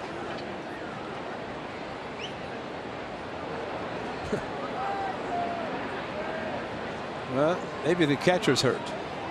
I think he is. Yeah, Not sure what happened. Yeah, he must have. He's holding his left elbow. Oh, so the catcher's glove elbow. Well, you know what happened. Okay, one of the things that you have to do as a catcher, put your elbow on the outside of your shin guard. Show it again, you can see that his elbow, and it locks it when he hits his shin guard, his own shin guard, and that's what. Look at his left elbow. See it right there? Yeah, hyperextends a little bit. Exactly, and it's his shin guard. If it's outside, then that doesn't happen. That makes perfect sense.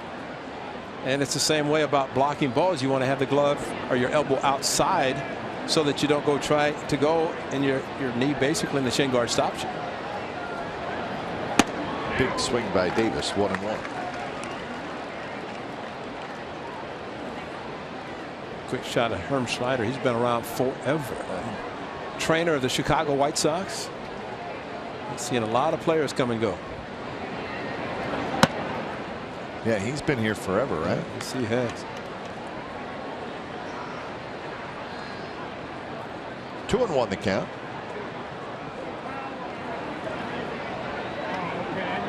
Sale with 2 walks and 3 strikeouts, and that one missed inside, not by a lot.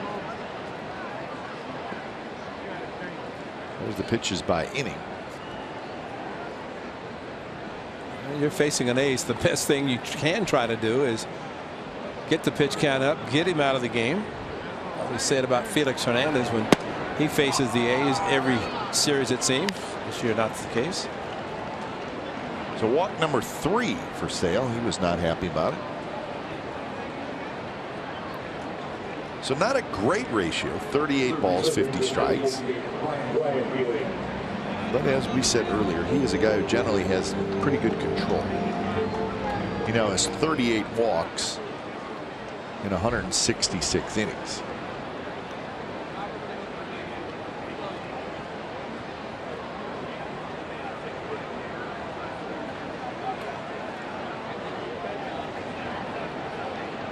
So with 2 outs and a runner aboard, here's Ryan Healy, who has popped out and struck out. It's great a shot of Navarro. Calm down. That's right. He 6-0. He put both hands up and just said, and he throws a fastball down the middle. I always think of Mike Mussina, Tom Seaver. Seaver, of course, Hall of Famer, got his 300th win as a member of the White Sox. But guys would say, I never give 100% maximum every pitch. How about this? Take it easy, calm down. But they'd hold a little bit in reserve just in case they needed it. Whereas Sale is not. I mean, it's like every pitch. There's no holding back. There's no 90% for him. It's 100%. And I don't know if Navarro could convince him maybe to calm down, but not to slow down.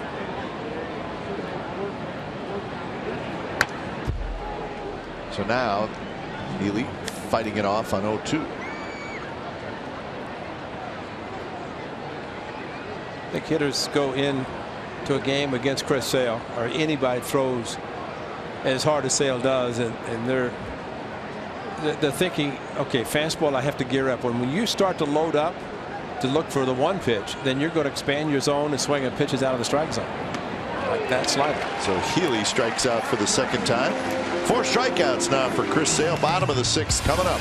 White Sox 6, A's nothing.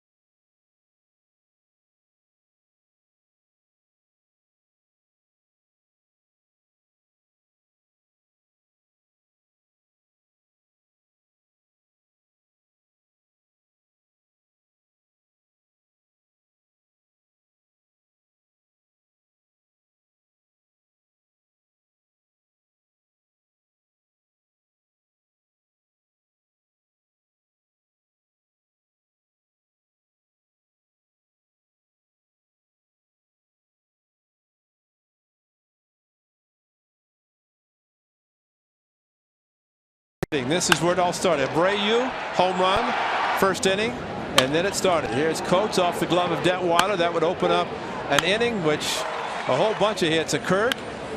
There's a 2-out RBI hit to right field. Eaton, infield hit. He leads the league with those.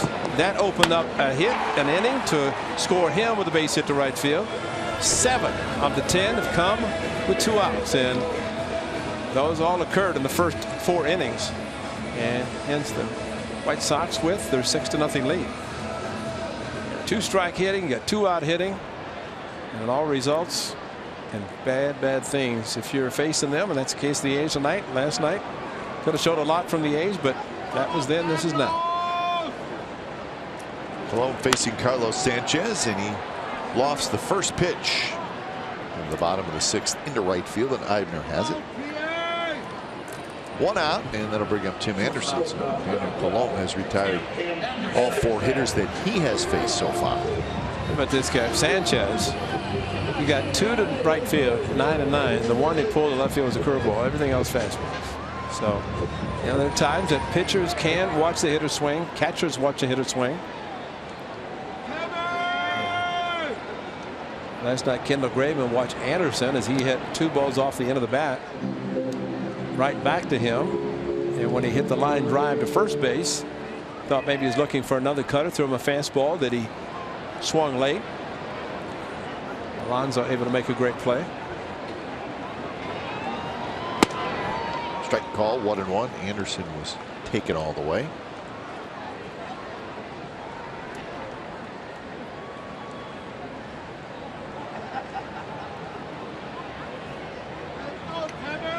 With that wide open stance. was the White Sox first-round draft pick in the 2013 draft, 17th player pick. So high hopes for this young man, and he is in the big leagues for the first time this year. 3 seasons in the minors.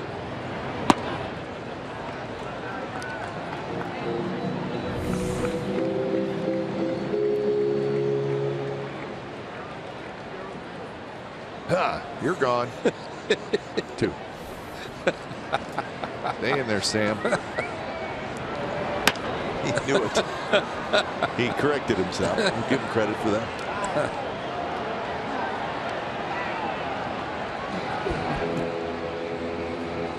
Well, maybe he knows what's going to happen in this at bat.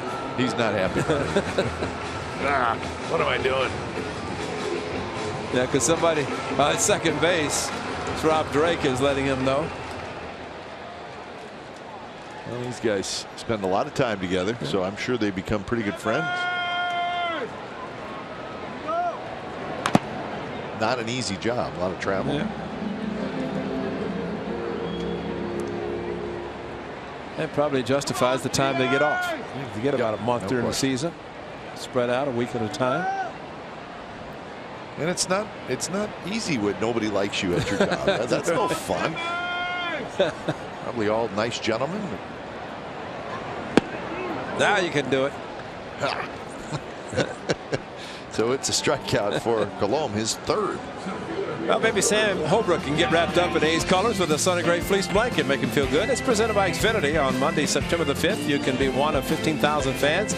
Take home this green and gold fleece blanket before the A's 1:05 p.m. Labor Day matinee against the Los Angeles Angels. Get your tickets now at athletics.com/tickets. There it is. Yep. Coming up soon. There's Adam Eaton. Eaton is 1 for 3. He singled and scored in the 4th. But to your point about the umpires, you look around this stadium, see how many people are here. We'll find out later. There may be a pass list for those 4 umpires of 10. Everybody else is rooting for the White Sox or the A's. That's right. Not the guys in blue. No. So Colomb's doing a nice job. 6 up, 6 down, and we are moving to the 7th inning from Chicago. 6-0 White Sox.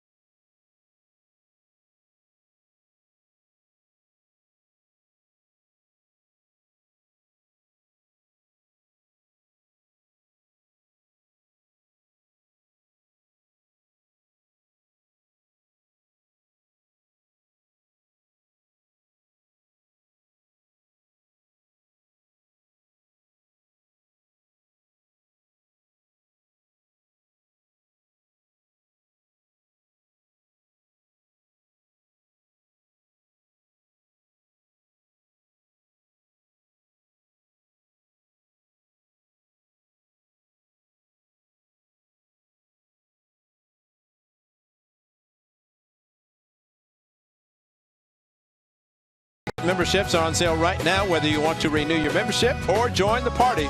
Visit athletics.com/2017. You'll find all the benefits that A's membership has to offer, including early bird incentives, exclusive experiences, half-price parking, flexible ticket exchange program, and more.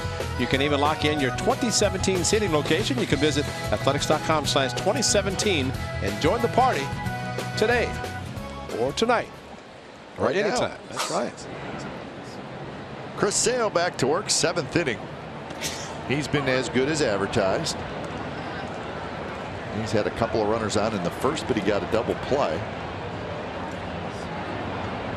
Since then, they have not had a runner reach second base. Well, that was the case last night with the White Sox and Kendall Graveman. He did not allow a runner in scoring position.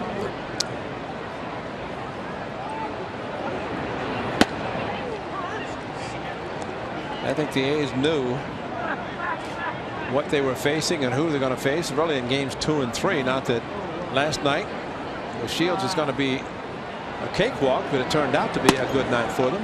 Strike 3 call, the fastball on the outside corner. So the pitching matchup tomorrow for the series finale. It's going to be Zach Neal for the A's, Jose Quintana for the White Sox. Jesse Hahn was supposed to start that game, but he threw a bullpen session and he said he just did not feel like he's quite ready to go. Yeah, the same shoulder fatigue. There they are. Zach Neal to your left, Jesse in between Kendall Graveman and Zach Neal. And Zach Neal had been in the bullpen the last 3 games, available and fortunately not used, but in the dugout tonight because he will be pitching tomorrow. But he was told that in the event Jesse could not pitch, that he would be pitching tomorrow. So he was not caught off guard. No, he was aware of it. And but if he had been used, and really could thank Kendall Graveman for last night, he might have been used last night, and that could have caused a problem for tomorrow. But since he did not pitch, since really his start, he decided to keep Andrew Triggs in the rotation. The A's have a pretty powerful starting lineup on the DL. I mean, pretty good DL. There is Chris Smith.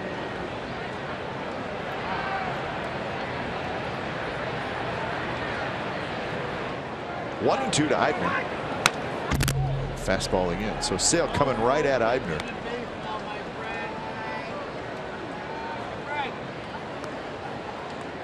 Yonder Alonso will be next. Top of the 7th.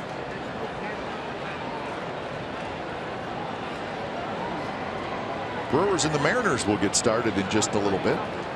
Peralta for Milwaukee. Felix Hernandez will pitch for Seattle. Felix with a 7-4 record. Mariners won last night 7-6. They're 7 games back in the AL West. Just 2 back in the wild card.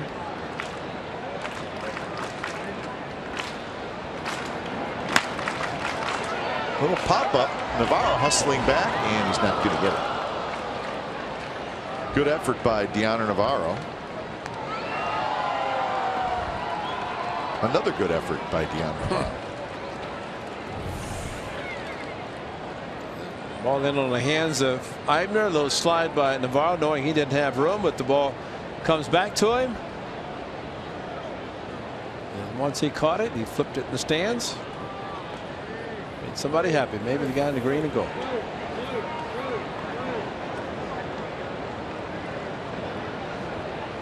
Pitch number 103. Here it is, and it's a fastball outside.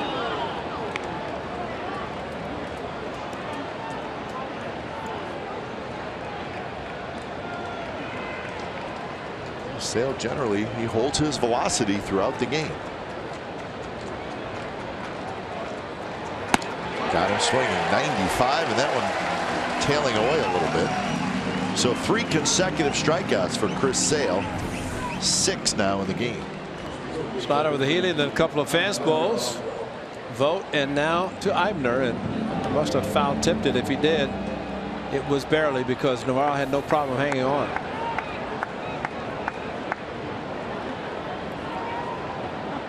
So 2 outs for Yonder Alonso. His 3rd at bat. Alonso has hit a fly ball to right and a fly ball to left. That's not fair. First pitch breaking ball.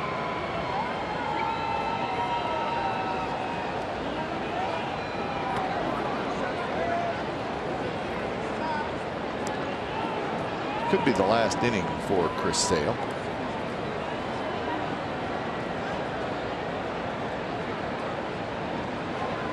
His season high in pitches is 120.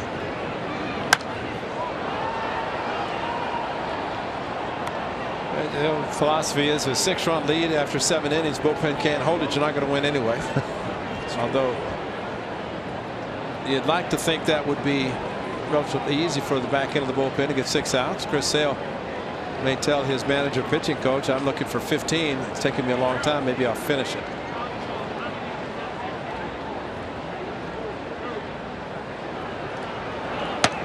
That one bends Alonso out of the way. Sam Holbrook wanted to have nothing to do with it. Not often that you'll see an umpire duck as quickly as the catcher. Sam is very smart. That ball up and in. Alonso out of the way. Sam had his right shoulder, and fortunately Navarro got a glove on it to deflect it.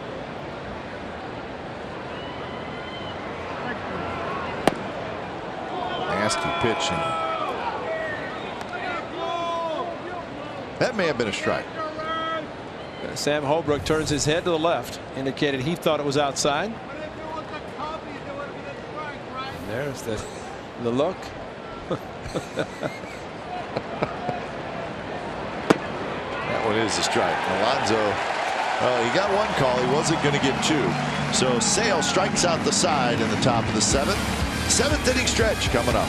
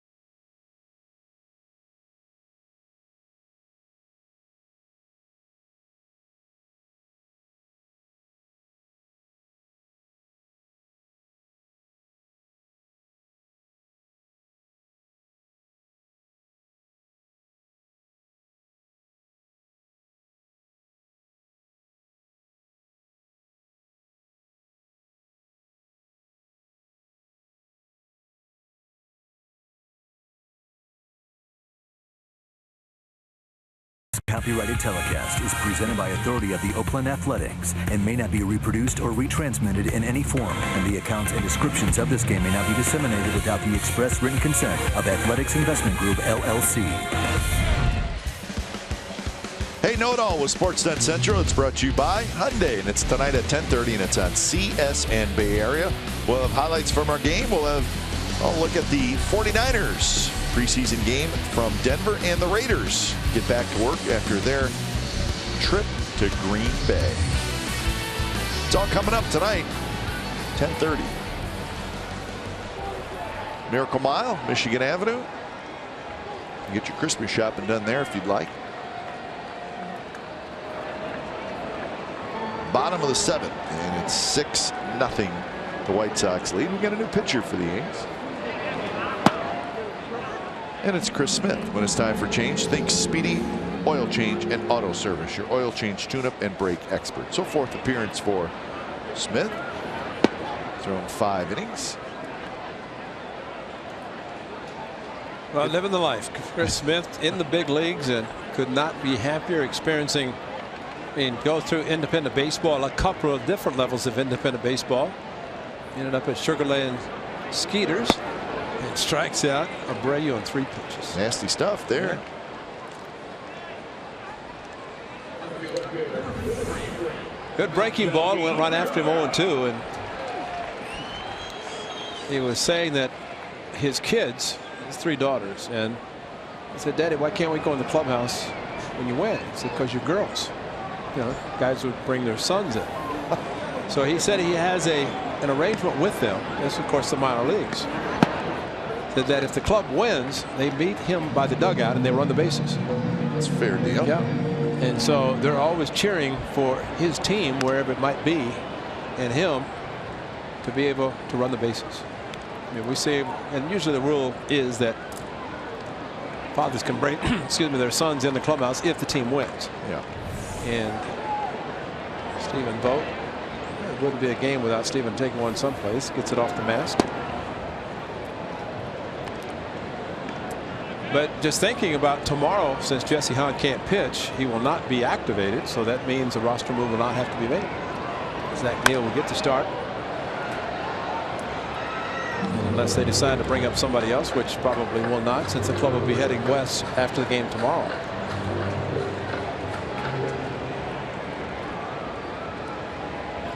Good night for Melky Cabrera.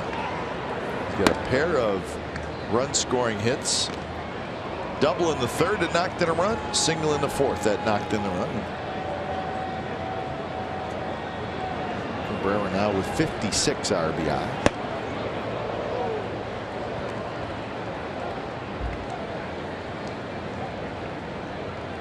Cabrera's always been one of those guys. You said it, Ray. He's a very good hitter. He's not going to hit a whole bunch of home runs. He's probably not going to knock in 100 runs, but switch hitter, sprays the ball around. And a tough out. Changeup on 3-2. Did not hesitate. Stephen Vogt calling it. Chris Smith threw it, and a good one. So Cabrera heads back to the dugout. He's now 2 for 4. And that's how you throw a changeup. And we talked about James Shields last night. But a good changeup, all you have to do is throw it in the middle of the plate. It would be the change of velocity, the pitch, and the arm angle. Here's the wiggle. That's a changeup. Stephen Vogt sets up right in the middle of the plate. Chris Smith throws it there. So get the hitter out on the front foot. You get an easy pop up. Swing and a miss. Todd Frazier 1 for 3.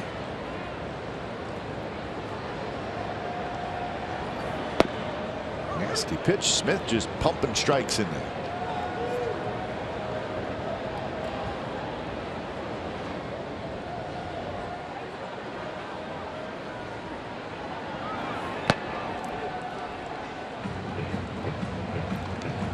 See him wiping his arm and his hand.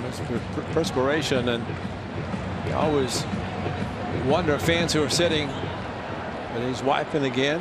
But you get down on the field, get the adrenaline, and it's a little different situation.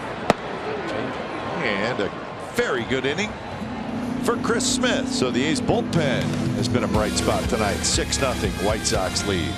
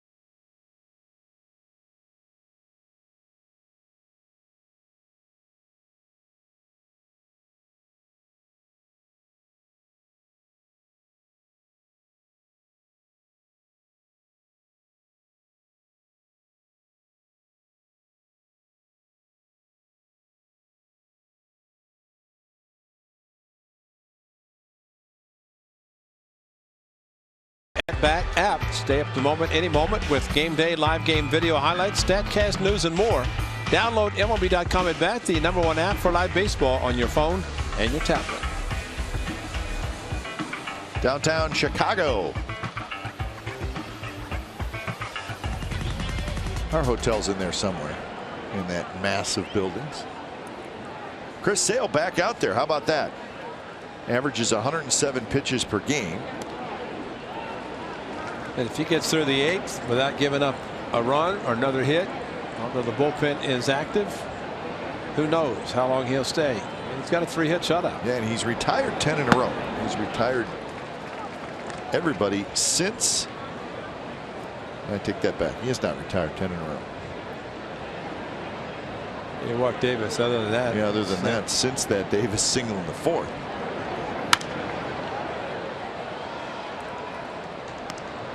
So 12 out of 13 he has retired.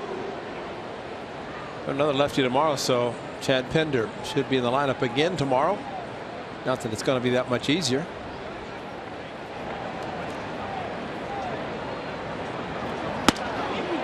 To 97 miles an hour, and that's 5 consecutive strikeouts for Chris Sale, 8 in the game. And he may be going for 10+ strikeouts again, as he had 13 of them last year. Say this, he's not losing anything, and if it weren't for a pitch count, probably wouldn't even consider bringing him out or taking him out, even if they are. It was Nate Jones, the right-hander, at least standing in the bullpen. Pitch to Simeon, just a little high.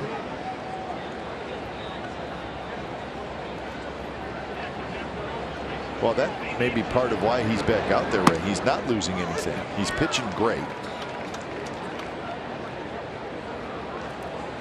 And even though the pitch count is at 116, he has not had a high stress inning tonight. Hustling out is Sanchez, the second baseman, and he made a nice running play. A long ways to go. I don't think Coates had a chance to make the play. Had one down the line last night in foul territory. This one in fair, and you're right. It was all him. Got the glasses on the back of his cap just in case he wants to look behind him.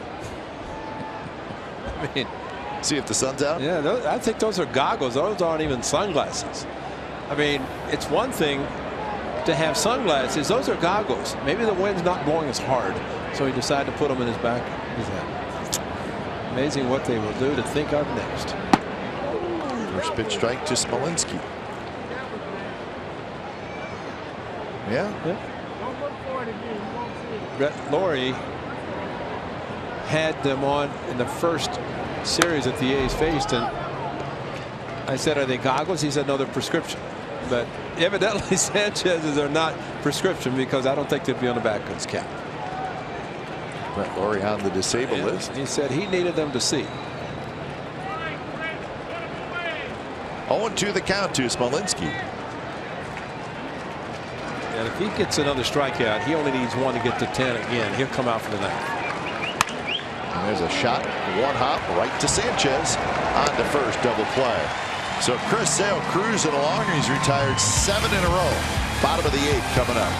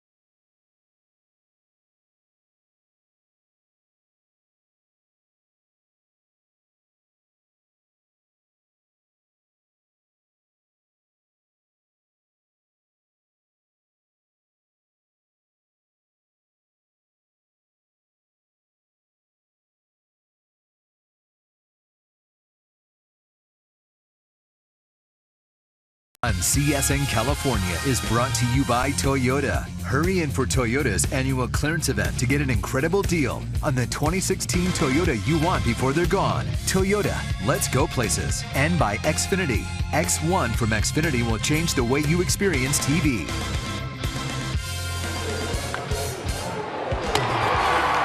That game summary brought to you by your local Toyota dealers. 0-3-0 for the A's, 6-10-0 for the White Sox. Ross Detweiler gave up all 6 runs in 4 innings. Chris Sale, the story tonight. 8 shutout innings, 8 strikeouts, 120 pitches. So he is more than likely done for the night. So when it's time for change, think Speedy Oil Change and Auto Service, your oil change, tune-up, and brake experts. I keep saying he may be done for the night. I think he'll pitch the ninth guy. I could be wrong. I think he'll go out to complete the deal. You think? All right. Yeah, well, it's taken him 7 times to try to get to the 15 mark. And I don't know. We'll see. And, of course, you just look at the bullpen. They're standing around. Usually the reliever gets up when one is out to be able to get loose quickly. Let's see if anybody gets up. John Axford's the new pitcher for the Athletics. Axford 4-4 with a 4.78 ERA. Facing Morneau, Coates, and Navarro.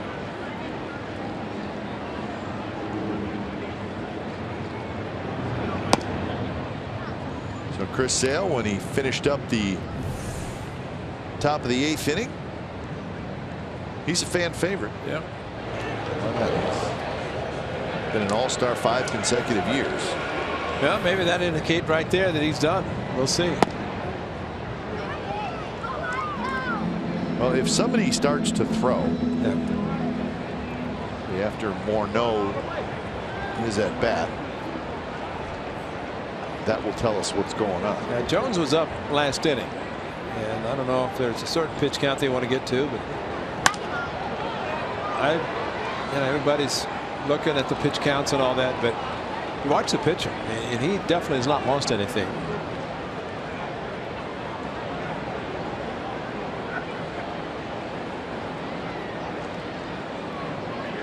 How about Daniel Colon? 2 innings, no hits, no runs, 3 strikeouts. Chris Smith, 1 inning, no hits, no runs, 2 strikeouts.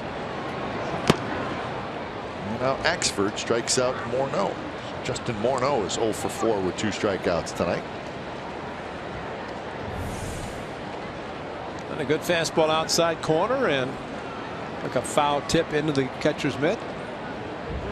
Someone is moving around in the bullpen of the White Sox.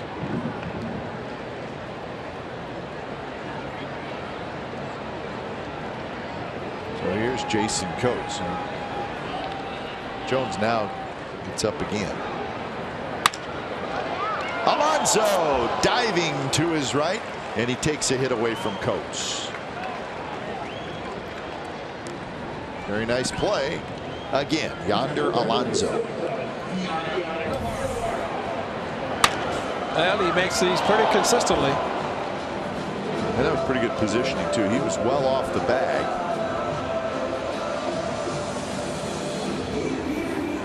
He's good.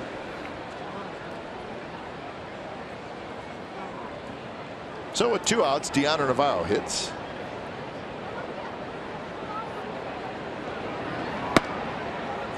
Fastball missed a little bit outside. Navarro has singled and scored, popped to third and struck out. Popped to first, excuse me.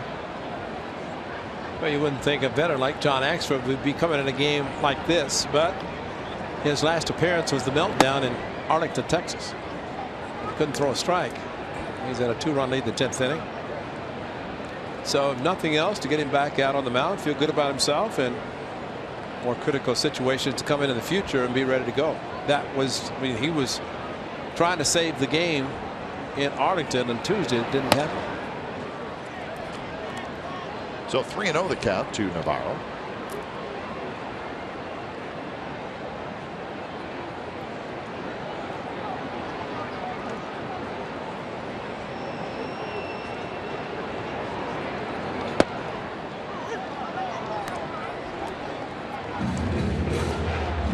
Top of the 9th, Valencia will lead things off. So it'll be the 3, 4, 5 hitters.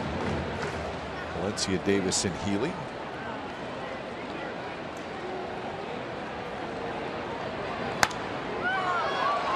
into the seats.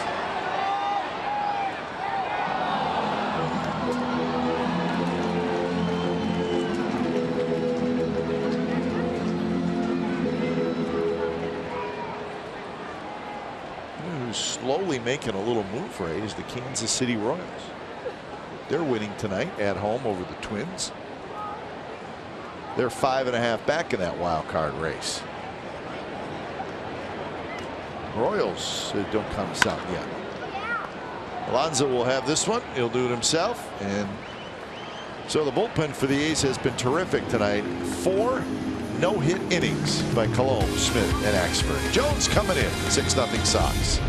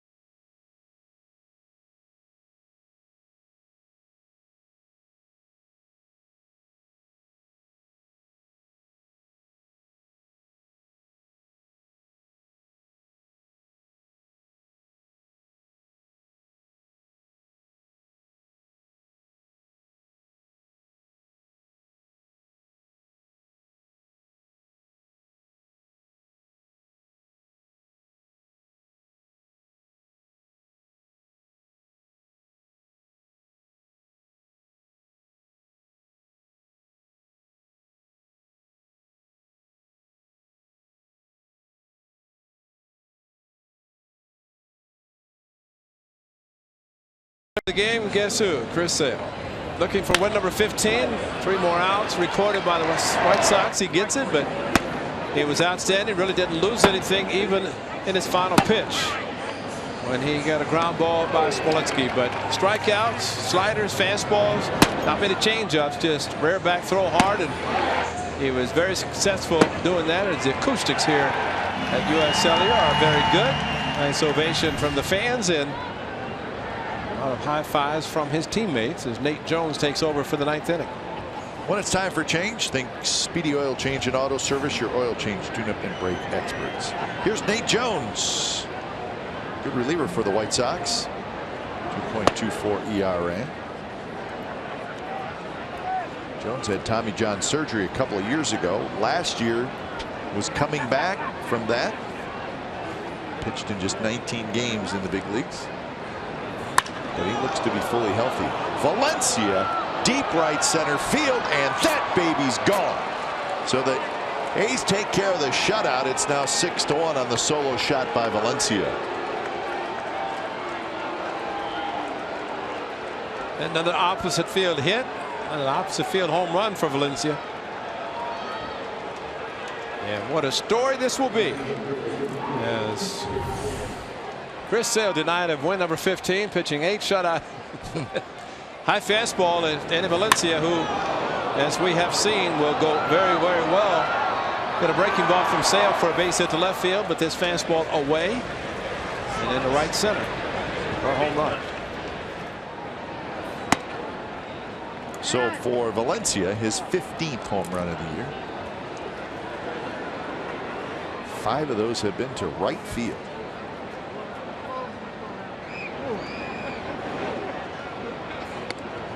Strike to Chris Davis on the outside corner. Davis hit into a double play, a single and walk so far tonight.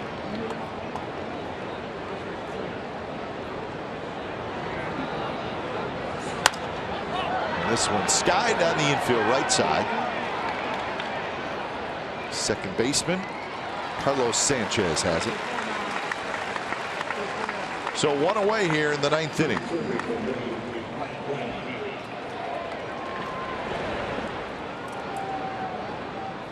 Ryan Healy.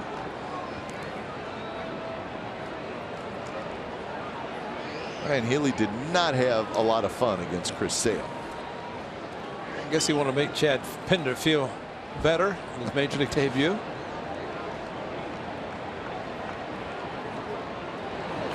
First pitch right on the corner for a strike, 98 miles an hour. So I guess he has recovered from Tommy John surgery. Well, they usually come back throwing harder. Troy Percival probably stands out. Former catcher, became a closer. I think 300+ saves. And he came back with a bionic arm and threw very hard. Part of the final out of the Angels' only World Championship 2002.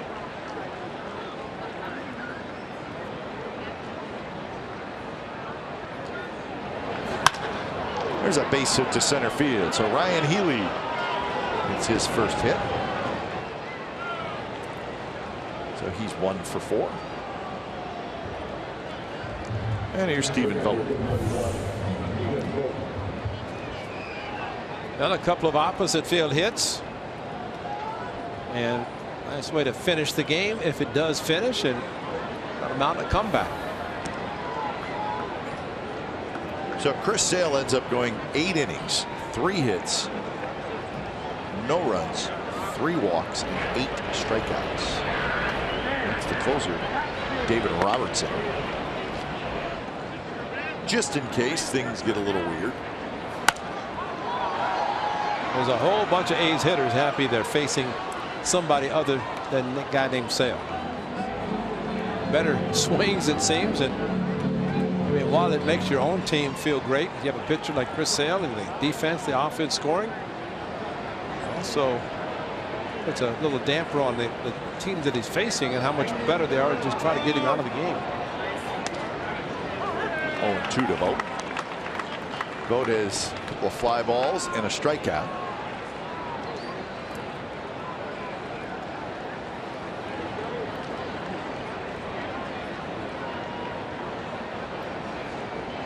White Sox put the shift on for Vogt.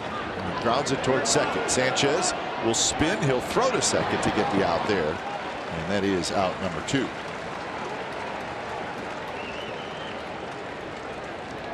So Stephen Vogt aboard on the fielder's choice. Now the A's down to their last out.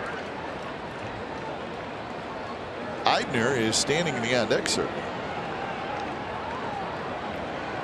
The A's are going to take a look, see if the A's are thinking they may want to look at it as far as must be did Anderson keep his foot on the bag. So oh, not even close. All right. Not even close. So get the whiteout out. That's right. To be changed. Yeah, that's wow. Yeah, there's no neighborhood anymore. You got to stay on the bag, especially they're protecting you, and his foot definitely comes off. And what is now Rob Drake? Maybe Sam Holbrook's yelling at him that you laugh at me when I call a strike 3 on a strike 2. I'm going to laugh at you because you called the guy out when his foot's a foot off the bag. That's not even close. And I know the play is moving fast, but it's right in front of. That's what you're looking for. That's right. Exactly. That's all you have to look for now. One thing you're looking safe. for. Yeah. It's safe. Nice going, Adam Roden, to chalk up another one. Ryan Healy knew it. Yeah, look where Rob Drake is looking at. How can you miss that? Ball's in the glove. His foot is not even close to the bag. What is he looking at? I mean, that's really not even close. Yeah, it's a little bit of a head scratcher. So the A's have 2 on, 1 out. So that's got to be E6. You're there on it, right? I think. Well, here's Eidner. So quick review summary. Overturned. 572 calls have been overturned. It's not good. That's all. That's all I need to know. Yeah. 572 calls. That's not good. Accountability.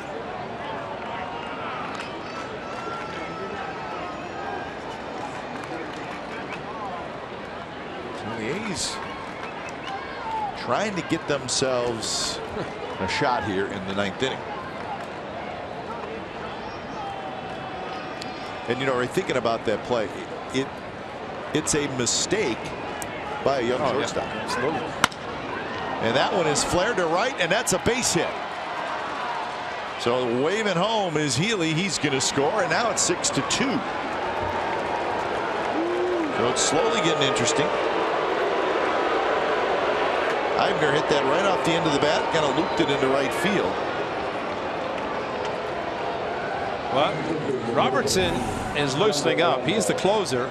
All it takes is the tying run in the on-deck circle, and guess who's there? And guess who's coming in? So Eibner down the line, and Robertson in. So Nate Jones ends up getting one out.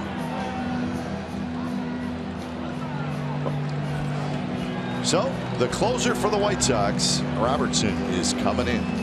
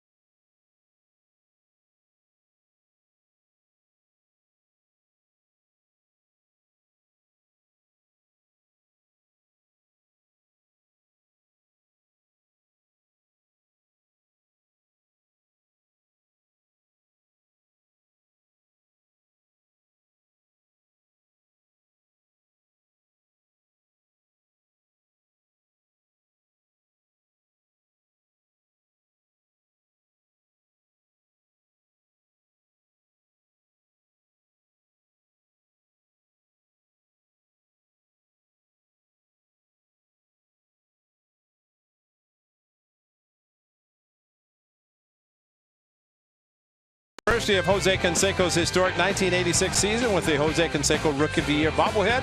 It's presented by Kelly Moore Paints. The A's versus the Red Sox game Saturday, September the 3rd. 15,000 fans will take home this Bash Brother bobblehead.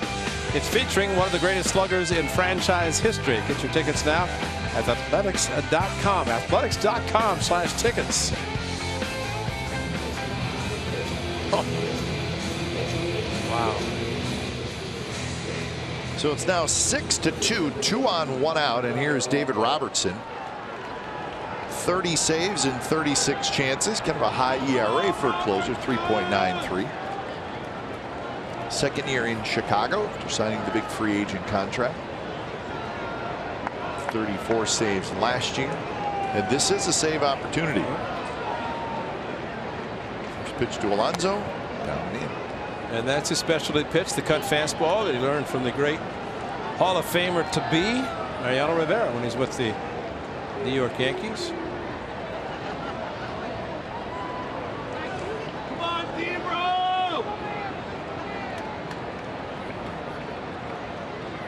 Vogt at second, Eibner at first. In first strike, 1-1 count.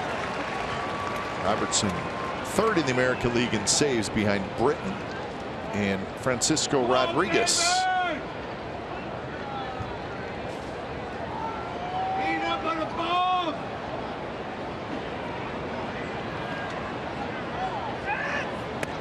That one cutting inside again. So as Ray mentioned, if you're the closer, if you come into the game in the middle of an inning, it's a save opportunity if the tying run is in the on-deck circle. And that is the case here. If you start the inning, then it's got to be a 3-run lead or less. Pop up, and it'll reach the seats just behind the White Sox dugout.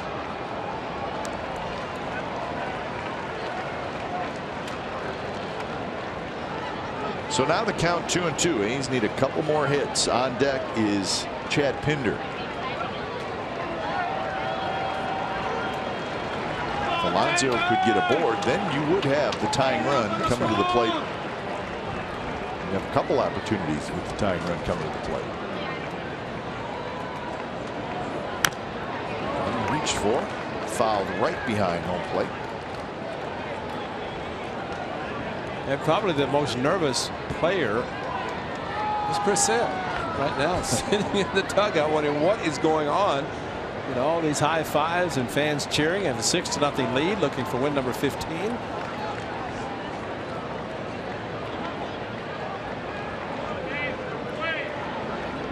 Come on, David! And he got him swinging. A sharp breaking ball, and Alonso chased it. Well, it was a good breaking ball. Good for Robertson, not so much for Alonso. There's not much he was going to be able to do with that one.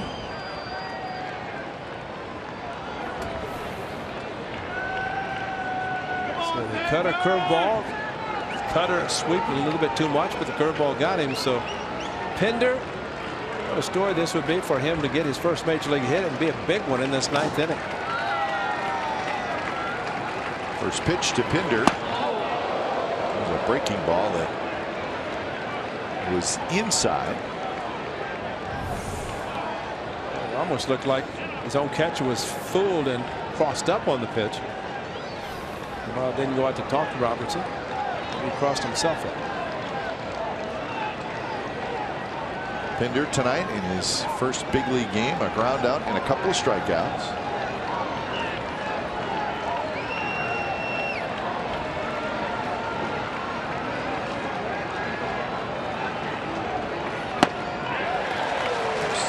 .92 miles an hour, and it almost looked like the bottom dropped out of it.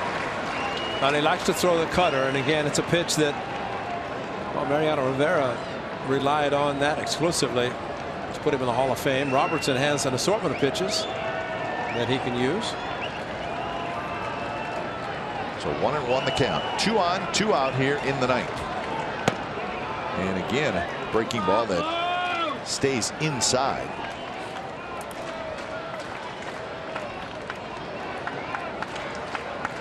Ten hits in the game for the White Sox, 6 hits for the A's. 3 of those 6 coming in this 9th inning.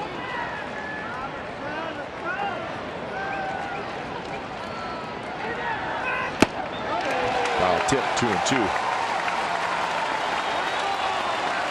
So the crowd, a little over 21,000, rises to its feet.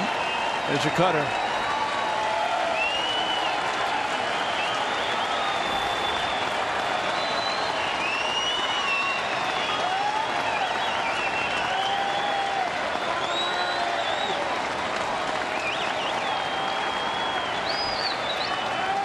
Robertson is ready. 2-2 the count.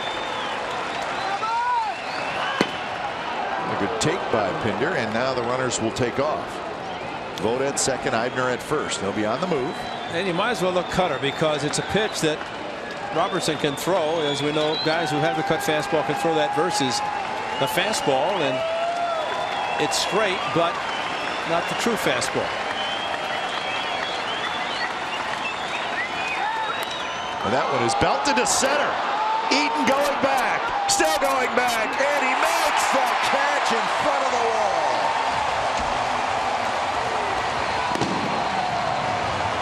So the A's come up a bit short.